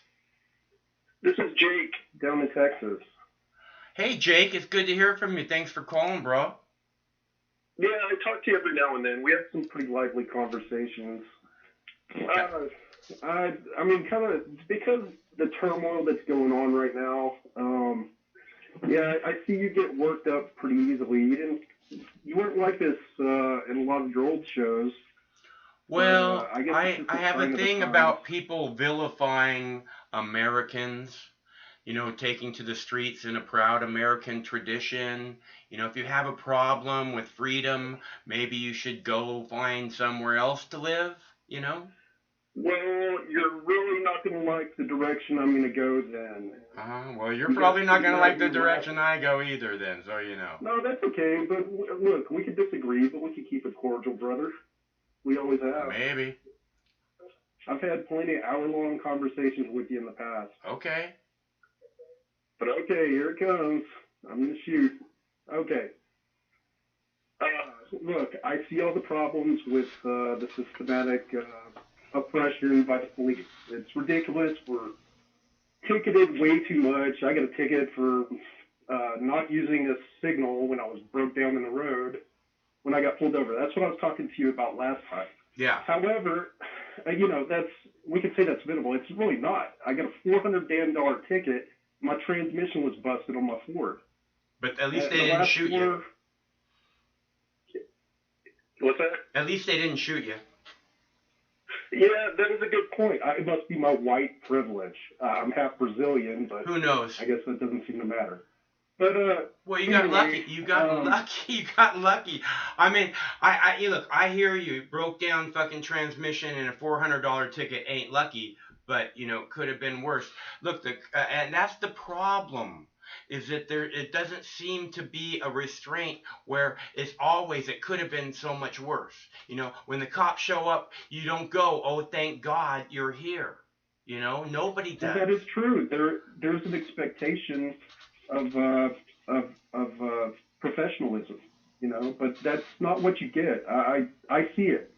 The last 5 interactions with police have not been voluntary, and they constantly trying to escalate. They constantly try to escalate. There needs to be a uniform policy on any kind of contact. I've talked to that with my buddies, my coworkers, friends, family, wife for years. That there needs to be a uniform policy. You know, a degree of professionalism. You know, a written degree of professionalism when they make any kind of contact with you. On the other hand, look, here's the part you're not going to like. I see the destruction from these mobs. You know, and it's not all of them. I understand that, but I'm not going to deal with somebody coming down my street, bashing my windows in, throwing rocks. It's not what's happening. Beating up on my vehicle. It's not what. Look at these. There's thousands of people walking past vehicles and windows right there. Right there on the screen. Thousands and thousands of them walking past vehicles and cars. That's just what we're seeing. What aren't we no, seeing? this is what is actually. No. This is what's happening. This is what's happening live. Hey, this is, dude, this is what's happening live, actually happening. I talk about being in the moment constantly, okay? And no, what you're focusing on is this little tiny percentage of people that the media is overhyping. No, that's a bunch of bullshit. These people are dancing in the streets, and you're acting like that's so threatening to you. They're just a bunch of oppressed people when they turn violent only when the police attack first. They're not violent. They're dancing in this. You're not looking. You're blinded by your hatred of the police, Mike. No. I understand. By my love of freedom. Look, I have no problem with peaceful protesting. That's what's happening here. That's what's happening. Protesting is well, that's really fucking big of you. How about I have no problem with constitutional rights? How about that? But here's the other thing. How about that? How about that? I have hey. How about that? I have no problem with constitutional rights. Let's hear it. Come on. I have, of course I don't. Well, you're not acting like it at all. Absolutely I am. No, you're not. You're doing your best to vilify these people just like the garbage mainstream media. Mike. And we all see it, we all hear it, and it's totally from a standpoint of fear. Anytime anybody has this conversation with you, you always say you're afraid, you're in fear, you're afraid. It's all from a standpoint. You're saying these people are bad. You're the one afraid. Actually, I'm not afraid. I'm afraid of what I might have to do. You just got done. I'm afraid. If I ever encounter if I encounter one of these crowds and my life is put in I'm put in a threatened position. Because the little girls in short shorts are so threatening. I sure hope you have a big gun. I sure hope you have a big gun with an extended clip when you have to face up to these little girls in short shorts dancing in the streets. Because it's so fucking terrifying, It's so scary, isn't it? Little girls dancing in the streets in short shorts. Oh my God, this is America! The horror! The horror! They're all completely innocent. You know, all the Walmarts that have been looted out there, all these stores, all these high-end You're a stores fucking joke, dude. You're a fucking joke. Fear, fear, fear, fear, fear, fear, fear, fear, fear, fear. That's all you're saying. That's all you're saying. I'm afraid. I'm afraid. Oh no, I'm not afraid. I'm ready to deal with these fuckers. Are you kidding? You're ready to deal with little girls in short shorts in a violent way? What the fuck is wrong with you, dude? Of course not. Look, that's a loaded question. That's what's going on. You're using the people that are on the in front of the video cameras as a shield. Oh no, there's nothing. Don't go looking over here. Don't go look at the 10,000, 20,000 people right there in the park in fucking Portland. Yeah, don't look at these 20,000 people. Don't look at them, the 20,000 people, because it's terrifying. They're dancing. It's disgusting. We can't have this in America. Fear, fear, fear, fear, fear, fear, fear. I know. It's all fear. No, you're all fear. You are all fear. Every bit of it. Every bit of it. These people ain't your friends, by the way. You ever go out there? In front of the video camera, you're gonna be. Everyone is my friend until they prove otherwise. You're the one living in constant fear. You are the one living in constant fear, not I. Everyone is my friend until they prove otherwise. You are. You're terrified by your fucking neighbors.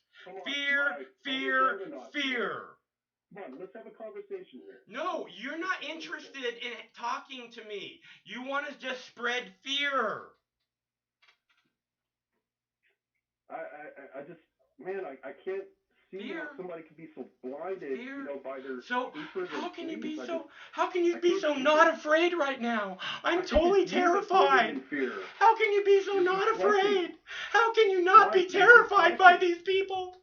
Oh my God, it's so scary. What the fuck is wrong with you, dude? You're deflecting, Mike. What the fuck is wrong with you, dude? I see the big picture. You're a giant pussy. I see the big picture too. Oh my God. You hate freedom. You're threatened by anything. All this stuff started. You're about intolerable.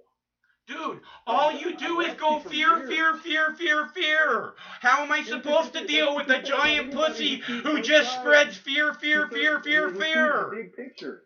Listen, dude. I see. I need to see the big picture so I can be just as afraid of you as you. Is that correct?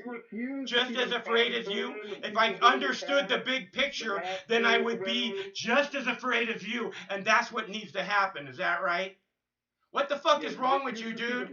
The fuck is wrong with you, dude? Oh, I'm so afraid of a rock. Oh my God. People here, this is an open carry state, dude. Don't throw that rock, man. What? I can throw rocks far better than most people. I'm not worried about it. Don't fear the rock. Well, when you got 20 of them flying at you because the color of your skin, good luck with that, oh my God. Fear, fear, fear, fear, fear, fear, fear, fear. Because of the color of my skin, I'm afraid. I'm afraid because of the color of my skin, and that makes so much sense to me. I am the smartest fucking genius, most stable genius in the world, because I'm terrified because of the color of my skin. Mike. When am I going to see you in one of these crowds, man? When am I going to see some video of you getting out there on Mox News Channel? I'm out here every fucking day. I work I wanna see so you- many I wanna hours see you- doing this, I fighting wanna see you in stupidity, Seattle. fighting I wanna see you on the streets Why? with those So that people. You're not afraid, right? I Are you am not afraid or afraid of not? I'm anything. giving No. you a challenge. I'm Unlike giving you a you. challenge. Dude, I'm in Texas. I can't do it myself. You're fucking in Fearland. Okay? I don't have, and you can. Austin, Texas has been on this. Austin, Texas has been on here every night. Fucking Dallas has been on here every night. Mike, come on, man. Hey, come on, man. All right, I'm afraid. You live in constant fear, I'm obviously. pissing myself right now. That's all you talk about when you've been on the phone, dude. I got urine running down my leg. It's in my shoe. All right. So we've established I'm afraid, right? Okay. Clearly. So here's a challenge for you. You're not afraid. Uh-huh. So I want to see you go to Seattle. I want to see some videotape. I'm not going to jump through a fucking hoop for you. I'm not going to jump through a fucking hoop for you. All your brethren out there on the streets. I am here every night standing in solidarity with my brethren. Okay, so I'm giving you a challenge, man. Go out there. And fighting for them. And fucking awareness. In 1,000 different ways that obviously you don't begin to understand. I know, because I'm afraid. I got urine in my shoe. All right.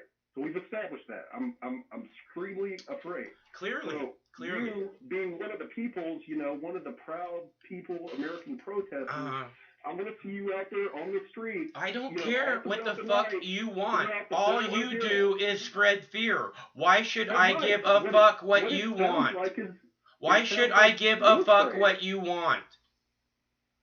It sounds like you're afraid. Oh, yes, I'm terrified. I'm just going to shelter in place for the rest of my life. They are Americans protesting for rights. And I'm right here with them every fucking day and fighting for them, Americans, unlike you. Well, I'm not going to bring Craig into this. I don't know. You're not going to fight for Americans either, are you? I do. No, you don't. What, white America? You just got done talking about how you're in constant fear because you're white. Because they're going to throw rocks at you because you're white. What the fuck is wrong with you, dude? I see the oppression from the police force. You don't see shit. You don't see anything but fear. These people, look at them. Why are you afraid of these people? They're dancing. So scary. Look at them dancing. It's terrifying. Oh my God. Yeah. It's so fucking scary. I'm just so scared right now. 2 blocks over that ain't in front of the video camera. Tossing rocks, robbing liquor stores, burning them down, burning down cars. Maybe it's not happening tonight, but it's happening. Yeah. It's happening somewhere. It'll happen again over the weekend. You won't acknowledge it, man. You're so blind. It will happen again. You mean this one little event that you can't wait to get on fucking tape and hype up? What? Because I don't buy into the bullshit? You're just going fear, fear, fear, fear, fear, fear, fear. I'm saying be brave and stand with the Americans. And you're like fear, fear, fear, fear, fear. Yeah. No, white haters. Don't forget. You made it clear, dude. They're coming for your stuff. Because they hate white America. All right, let me give some statistics here. There's over 100 we don't need to hear your fucking bullshit, dude. What do you mean my statistics? It's not my statistics. They are. We don't need to hear your bullshit. It's all fear. Okay, it's fear. Can't you hear? Look, do you not get it? You go here. Listen to my statistics, which should make you terrified. Listen to my statistics that make me terrified. Then you'll be terrified too. Dumbass. My lifestyle, my house, I'm very comfortable. Your constant fear, clearly. Good for you. And you're terrified these people are going to take it from you. You're such a giant pussy. Jesus Christ, Mike. This is what you do. You throw this. You're afraid of everything. That's what you do. You spit out fear, fear, fear.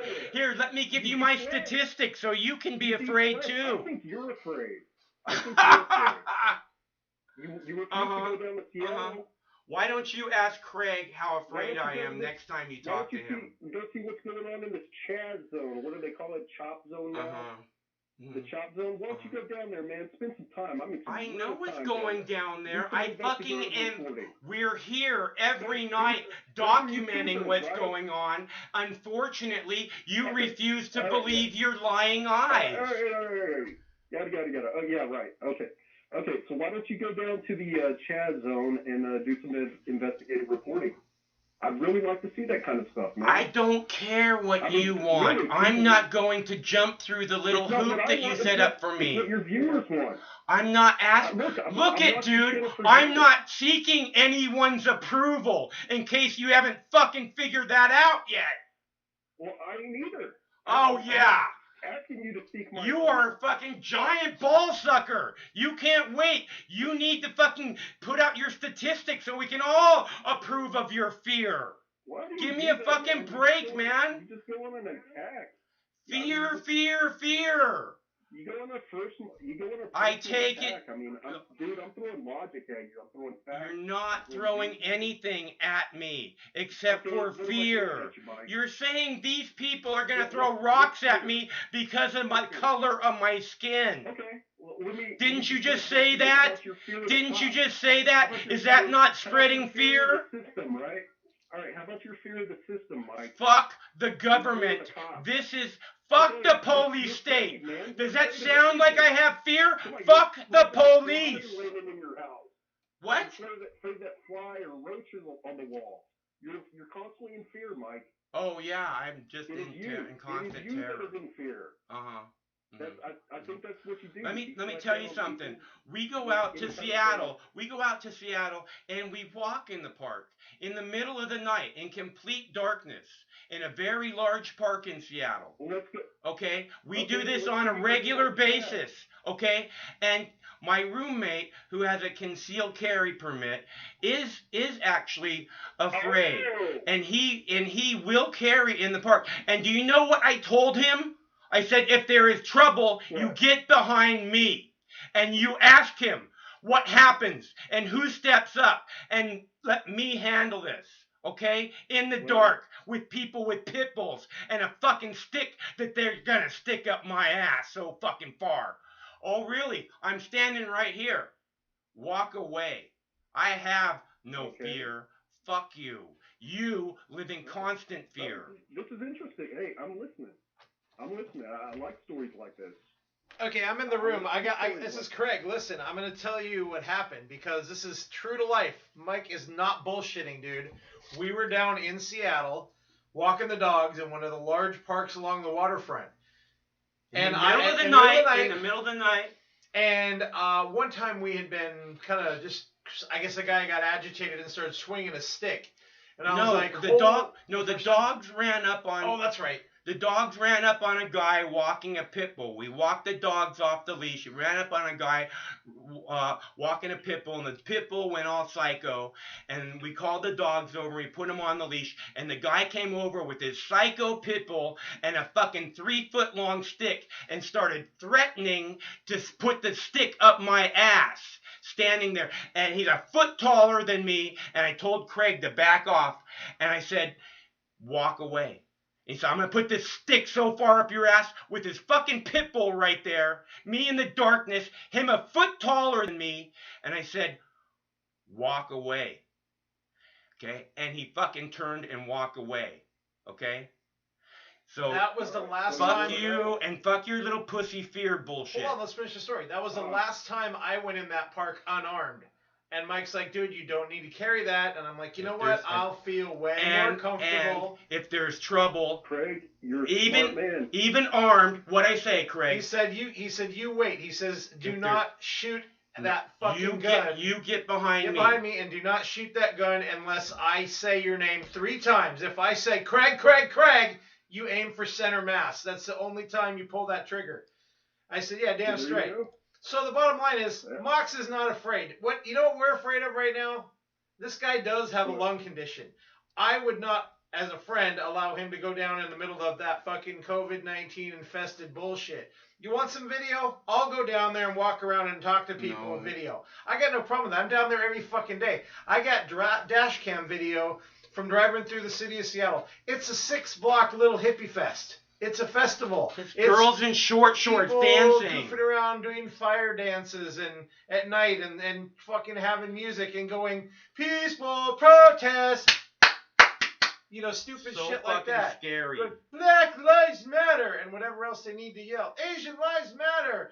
I can't breathe. They're not doing anything. Yeah, they took a few blocks of the city and they surrounded the precinct. And they're not burning it down. They're not breaking windows. And they stopped people who there were started some fires. Antifa infiltrators that broke windows and did stupid shit, and it's happening in And other they stop cities. them. Yeah, they stop them. Yeah, and I'm seeing a lot of reports on YouTube of people saying they are afraid, they are having their doors kicked in. Yeah, again, that's this thing. There's isolated shit. It's gonna happen. You have these little you've got tiny things that are hyped, man. I'm And- not trying to have a dog in this police fight. I will only wanted to respond. say The that fire department Mike is will not not afraid, respond. bro. He's the last person that's gonna be afraid. You look in this crazy motherfucker's eyes, and you know what? You're gonna be afraid. Nobody fucks with this guy. I've been around this guy 20 years. Nobody fucks with him. I wouldn't hope they would. But Mike keeps saying anybody that calls with a bigger picture or looking at the full picture or looking at the other side, you know, the mobs and the violence. The mobs, and the a lot of fear, the violence fear. we're seeing on YouTube. I know, you keep saying we're afraid. The fear. All this kind of... Isn't that what you're saying? The Yeah. fear, the mobs, the violence, the fear. Isn't that what you keep saying? The fear, the I'm fear. saying we're realists. We're realists. You're going to take precautionary measures. All right, thank I'm you. gonna go back to the call screener's desk. You guys fight this out amongst yourselves. You need to recognize, dude. I gotta stay in my The fear- lane, right, Wilco? What this thing agree. where you look, this thing where you say the fear. That's all I hear, man. It's because it's what you jump from I one don't know thing why to you're another saying thing fear. You're because hearing that's facts. what you're spreading. That's But what you you're refuse to spreading. acknowledge You're the spreading. facts, Be man. afraid. Be afraid. Be afraid. You're not acknowledging the facts. I'm acknowledging I'm the not facts afraid. that we watch these I am people. not afraid. we- I'm just as protected as You're Craig is. you're Let me spreading. put it that way. Look. Not only because of I'm a big guy. I'm 6'5". I'm 280 pounds. Mhm. I'm not afraid of very much. Well, then And I why used to you fight keep like a acting motherfucker like these growing up. people I don't are have to do it now. fearful, to be afraid of these people? Like, oh, I'm ready to deal with these people. Well- Oh, what happens if they do this? What happens if they do that? Like, fucking, I don't know. What happens if a fucking giant meteor hits the earth tomorrow? Should we all be afraid of that too? Fuck! Get a clue, man! You are afraid! You live in constant fear! Here we go again. Here you go again. It's the It's truth! a thing. It's No, what- we're looking at the facts of both sides. What if this happens? What if that happens? What if a giant meteor hits tomorrow? That could happen too. Shouldn't we live in constant fear of that We're too? not talking about that right now. Sure, we're not talking about that right now. We just went through No. like two comets and like 3 asteroids in the past 3 months. Yeah, I followed all kinds of stuff, all kinds of things. You see me shaking in fear over that? No, I go about with my daily life. I go to work, I make money, I pay my bills. I don't know what you're talking about with the fear. We're looking at the situation as it is right now. That is all we're looking at. No, you're not. I'm doing- The situation has been right here, hour after hour, night after night, thousands and thousands of people in the street, peacefully protesting, doing a proud, beautiful American tradition. Just what you're seeing on video. No, this Then is live. 2 days later, This is 2 days live. later, the YouTube videos start popping Right. up. These of little people fucking, freaked down, these, like, all the burning, all the looting, all these. That's physical not attacks happening. on people, that is not happening. wrecking people's It's cars, fucking idiotic. them having to Hey, run through the again, crowd. fear. Go ahead, pussy. Go ahead. Tell us all the things we need to be afraid of. Go ahead. Just spew out all your fear pussy shit right now, and I'll just shut up. Go ahead. Spew out all your fear pussy shit. Go ahead. Fear. Go ahead. Go ahead. All right, we just don't want to. Go ahead. when they acknowledge any of the facts, right? But, Uh-huh. I mean, Go like the ahead. guy that came up to you in the park with his pit. What'd you say? Was it a pit bull or a Rottweiler? Pitbull. Yeah, you don't fear that guy. I don't Why fear you saying anything, nothing dude. Yeah, well, he could have ended up raping you with that damn I stick. don't fucking fear. Right. And a meteor could hit tomorrow. And you're a giant pussy that would be like, oh, pull the gun and shoot the guy. He's threatening me. What if he did use that stick and go ahead and bend you over? Yeah, You know, dude, you don't understand who you're talking to. Okay? You have this fear, and now it's gone all homophobic, by the way. Okay, You have this giant what if fucking fear, and it's just one thing after. You just move from one thing to another. What if this happened? What if that happened? What if this? Oh my God, this could happen, that could happen, this could happen, that could happen. I am so fucking terrified right now. What the fuck is wrong with you, and why can't you at least acknowledge it? Mike, can we have a two-way conversation? You're a little girl, dude. You're a little girl in a giant man's body with a gun. You don't know me. You go from one thing to another. Fear, fear, fear, fear, fear, fear, fear. How much more do I need to know? That you're a giant big man? That you're a giant big man who goes from fear, fear, fear, fear, fear, fear, fear to fear, fear, fear, fear, fear, fear, fear. Why do you deflect like that, man? I really don't get it. I'm trying to get your eyes to open. You'd rather throw these. You'd rather do this deflection thing rather than have a real conversation, acknowledging the facts. The fearful facts that we all have to acknowledge right now, so we know we need to be terrified of these people. Is that right? Well, there are people. Is that right? Well, yeah, there are people. See, there you go. We all need to be terrified right now of these people. Okay, we all got on the same page with you. We knew that already, asshole! Fear, fear, fear, fear, fear, fear, fear. We got that. You got anything else besides that? Or is it just going to be more fear, fear, fear, fear, fear? Because we don't do that here! Fuck! Well, lately you do, man. No, it's what you do constantly. Anybody that says anything you disagree with, you start yelling at them. You verbally attack them like you are now. You didn't used to do this in the past. Well, you go ahead and say anything you want that doesn't have to do with fear, and let's see what happens. I don't know what you consider fear. Fear. It's this little pussy thing that lives inside of you that you never fucking let go of. It's a constant terror in the back of your brain that what happens if he rapes me with that big giant stick? Oh my God. Fuck you, man. Figure it out. Well, yeah. What if he would have attacked you, Mike? I don't have the fear of that. I would have dealt with it. Dealt with what? Dealt with his little stick and his little pit bull. If he got in the hospital, if he had actually done it? I don't give a fuck. Precautionary measures? Oh, again, what if this happened? And what if that happened? Oh my God, the terror, the horror. I'm so scared right now. What if that did happen? Oh my God, you giant fucking pussy. Hey, Mike, calm down. Figure it out what you're doing, dude. Again, if you can say something that's not fear, fear, fear, fear, fear, I'll be very calm.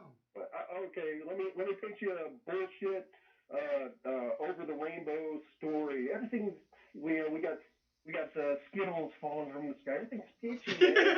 No problems at all. Yeah, everything's great. The protesters, everything's wonderful. Nothing going on. What? You have some kind of horrible life? Sunshine. You have some kind of horrible life? Is that right? Where like everything is shitty and you gotta live in constant terror? Is that right? You have some kind of shitty life? Because why are you attacking me? Because you just got done saying, oh, everything's rainbow Skittles. What is it so bad that you don't have a nice life? That's the only picture you want to see. No, what I want to see is if you can say something that's not fear-oriented. Because I seriously doubt that you can. I don't know what you consider fear. You do. You know exactly what I think. Spreading fear. Spreading. Oh, why we need to be terrified of this or that or what could happen. Oh my God, what could happen? I'm so scared right now. Managing facts and the truth, you accuse again, if you can go ahead and say something that's not fear-oriented, I'll be happy to have a rational conversation with you. But if you're going to move from this giant pussy standpoint of fear, fear, fear, I don't want to have a rational conversation with you because that's stupid standpoint to move from. And it's buying into the programming, the divisive programming that's all about making you afraid of other people, and you're smart enough to recognize it. And for some reason, you refuse to recognize it. You're smart enough to, and for some reason, you refuse to. The divisive programming. Recognize what? The divisive programming. That makes you afraid. That makes you afraid. What if this? What if that? What if this? All the this, everything that you keep spewing. I am aware of it. Not apparently. Not very much. I don't think so. Yes. Yes, I am. Okay, well, say something that's not fear. That's not divisive. Say something that's not divisive. Then go ahead. Say something that's not divisive. It's all psyop. Yeah, the media wants to spread the fear. I am aware, Mike. I'm aware. But you know what? When it comes to the ground, there is a lot of truth out there. You can't just put on the blinders because of your. I sit here and I watch and watch and watch for hours and hours and hours, and the only actually violence I see comes from the police, night after night after night. Well, then you're not looking at everything. I'm watching fucking cities around America, dude. You are watching little tiny incidents and blowing them horribly out of proportion so that you can spread fear. There's a lot of them. I'm not spreading the fear. Yes, you are. It's all you do. Fear, fear, fear, fear, fear. That's all you fucking done since you called. If people aren't aware of what kind of situation, of what they should be afraid of right now. One of these crowds. If people aren't aware of what kind of how much they should be afraid right now, that's why I'm here to make sure that you know just how afraid you're supposed to be. You won't acknowledge the problems on both sides, Mike. You'll on the oppression by the police side, but you won't acknowledge the problems these mobs are causing. Yeah. That's not happening.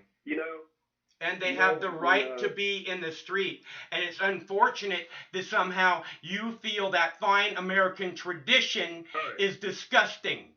Okay, tradition, right. Okay, so let's go in another, I'll take it in another direction. Let's talk about the aftermath of what's coming. Oh, the fear, fear, fear. The fear, fear, fear of what might happen tomorrow? We're moving on. Let's move on. From fear, fear, fear? Are we? Okay. Are we? All right, are you done? Go ahead. Let's see. Let's find out. Let's move on.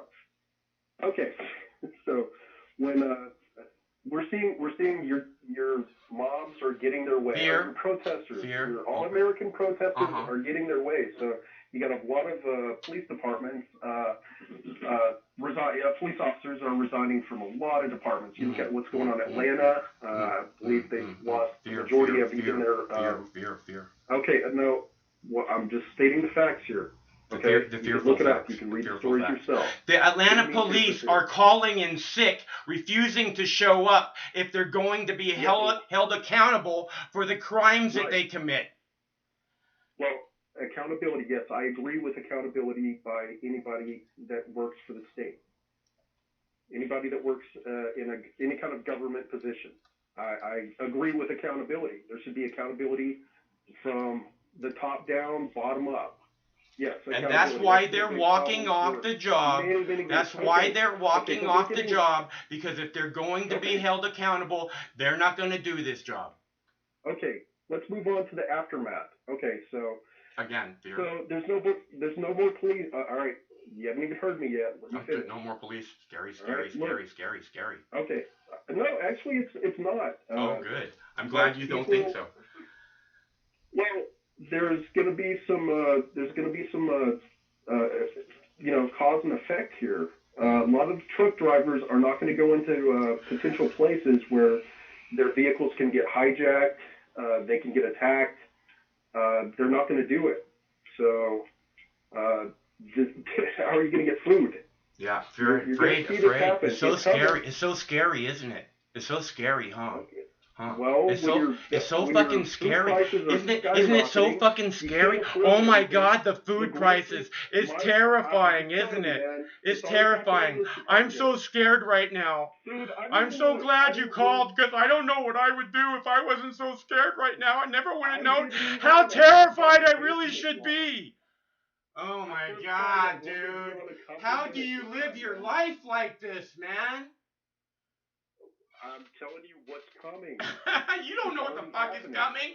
I've been hearing since 9/11 the goddamn dollar is gonna crash and everybody's gonna be fucking in food lines and it's gonna be fucking the Great Depression all over again. Fucking constant. It's a load of shit. Fear. And you clearly have bought into it wholeheartedly, haven't you? The meat, I don't know about the big cities, but the meat in the small towns in Texas are up over 300%. Well, even those it 5 hasn't pound, or changed is it here. 5 pound of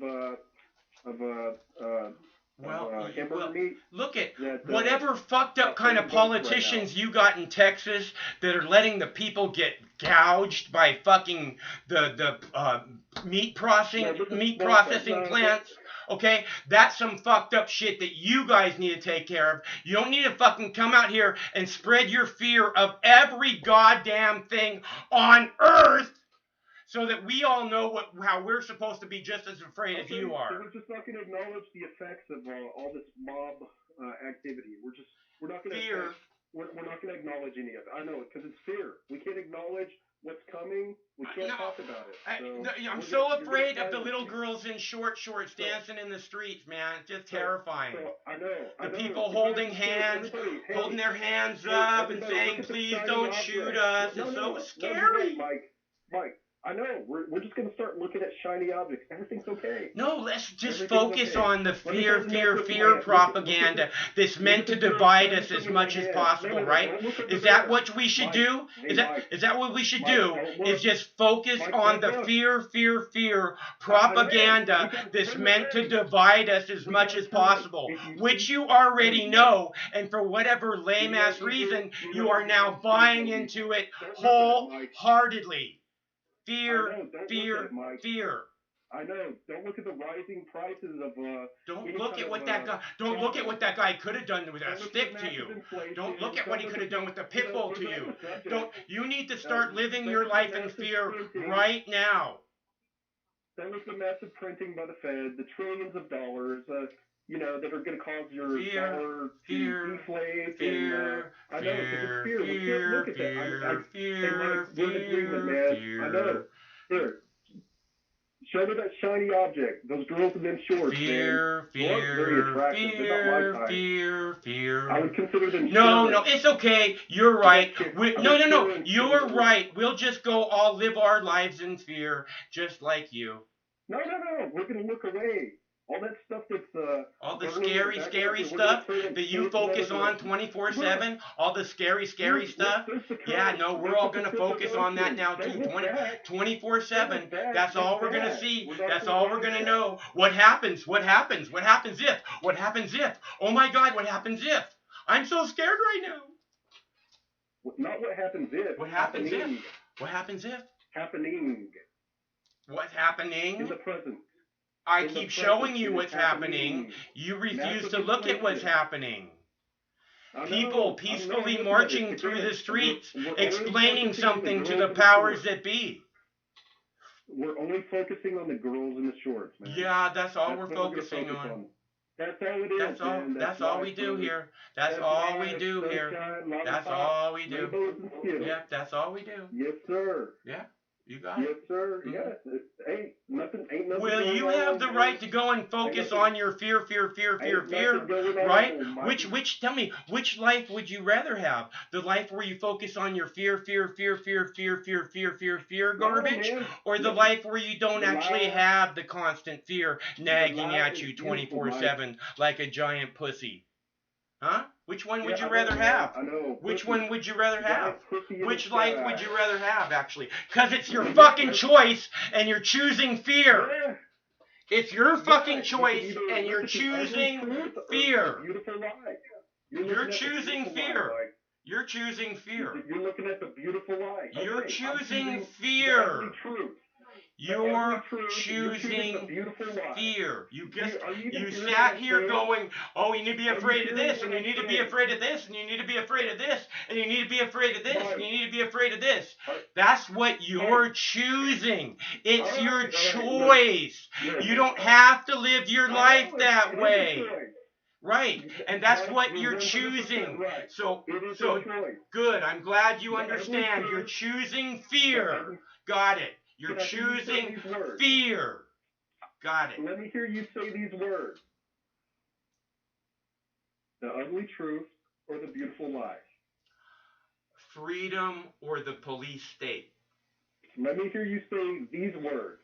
The ugly truth or the beautiful lie. I You gotta am. acknowledge everything. I am. The big picture. I am.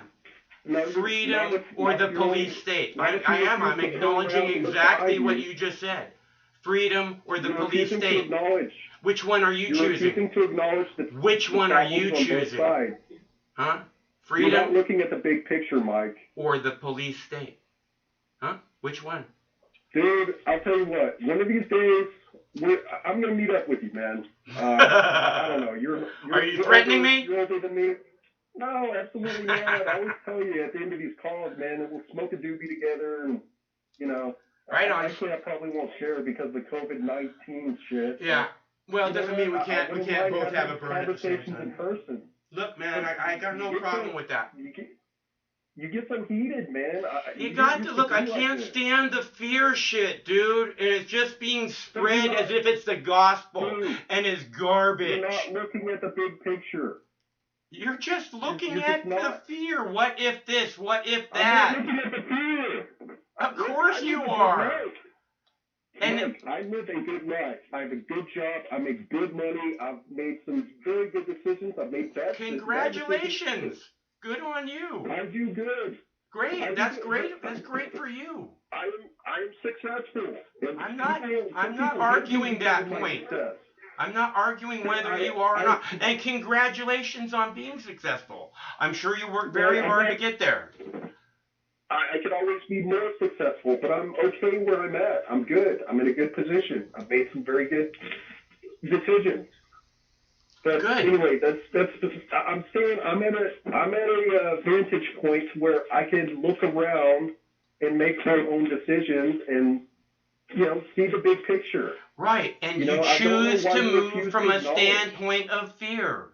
Okay? That's your choice. Again, you said looking it. at the You can look beautiful around light. That's what and you fear can is. decide what you want to focus on, and you're choosing to focus on the fear. No, that's what CNN does all day. Yes, They it does. focus You're on that. absolutely What right. they And do. so does Fox News. Well, yeah, Fox News isn't exactly. Are you still there? Yeah. Oh, okay. I thought I got cut off. My Bluetooth's probably about to go dead here. But anyway, dude, I totally only plan on staying on here for like a couple of minutes, man. You always get me in these heated arguments. Dude, you gotta look at the big picture. I mean, you gotta acknowledge everything. It's not just black and white. I You don't. can't- I don't. You gotta look at the book cover. You gotta look at the pictures and the No, book. you have to. You You have to move forward, strong and bold. Okay, and without Yeah, fear. but I'm telling you what's coming. Massive inflation. Again, Okay, since that's fear. 2000, You consider since that fear. 2001, I've heard the same thing over and over and over. You know this, right? Since 2001, it's been, oh, the dollar's going to collapse and there's going to be this hyperinflation and we're all going to be fucking, you know that, right? Right now, we are in a major. Ah. You know that You're what in I said dangerous is true, depression. right? It's been coming and it's happening. Not going to happen, happening. Every day that goes by, there is variables. And There these is a people are change. fighting for something better than that.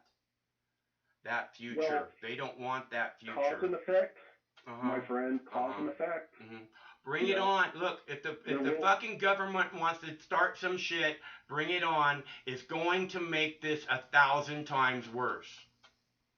There are consequences to both sides. The legitimate protesters, I understand. They have grievances. I have my grievances. Yeah, I grew up running from the cops when I was, in my teens and 20s too. Yeah, the constant fear they gave you. I just thought it was normal. It's indoctrination. Then one day I realized, wait a minute, why are things the way they are? You start asking yourself these kind of questions. Yeah, I understand their grievances. Yes, I do.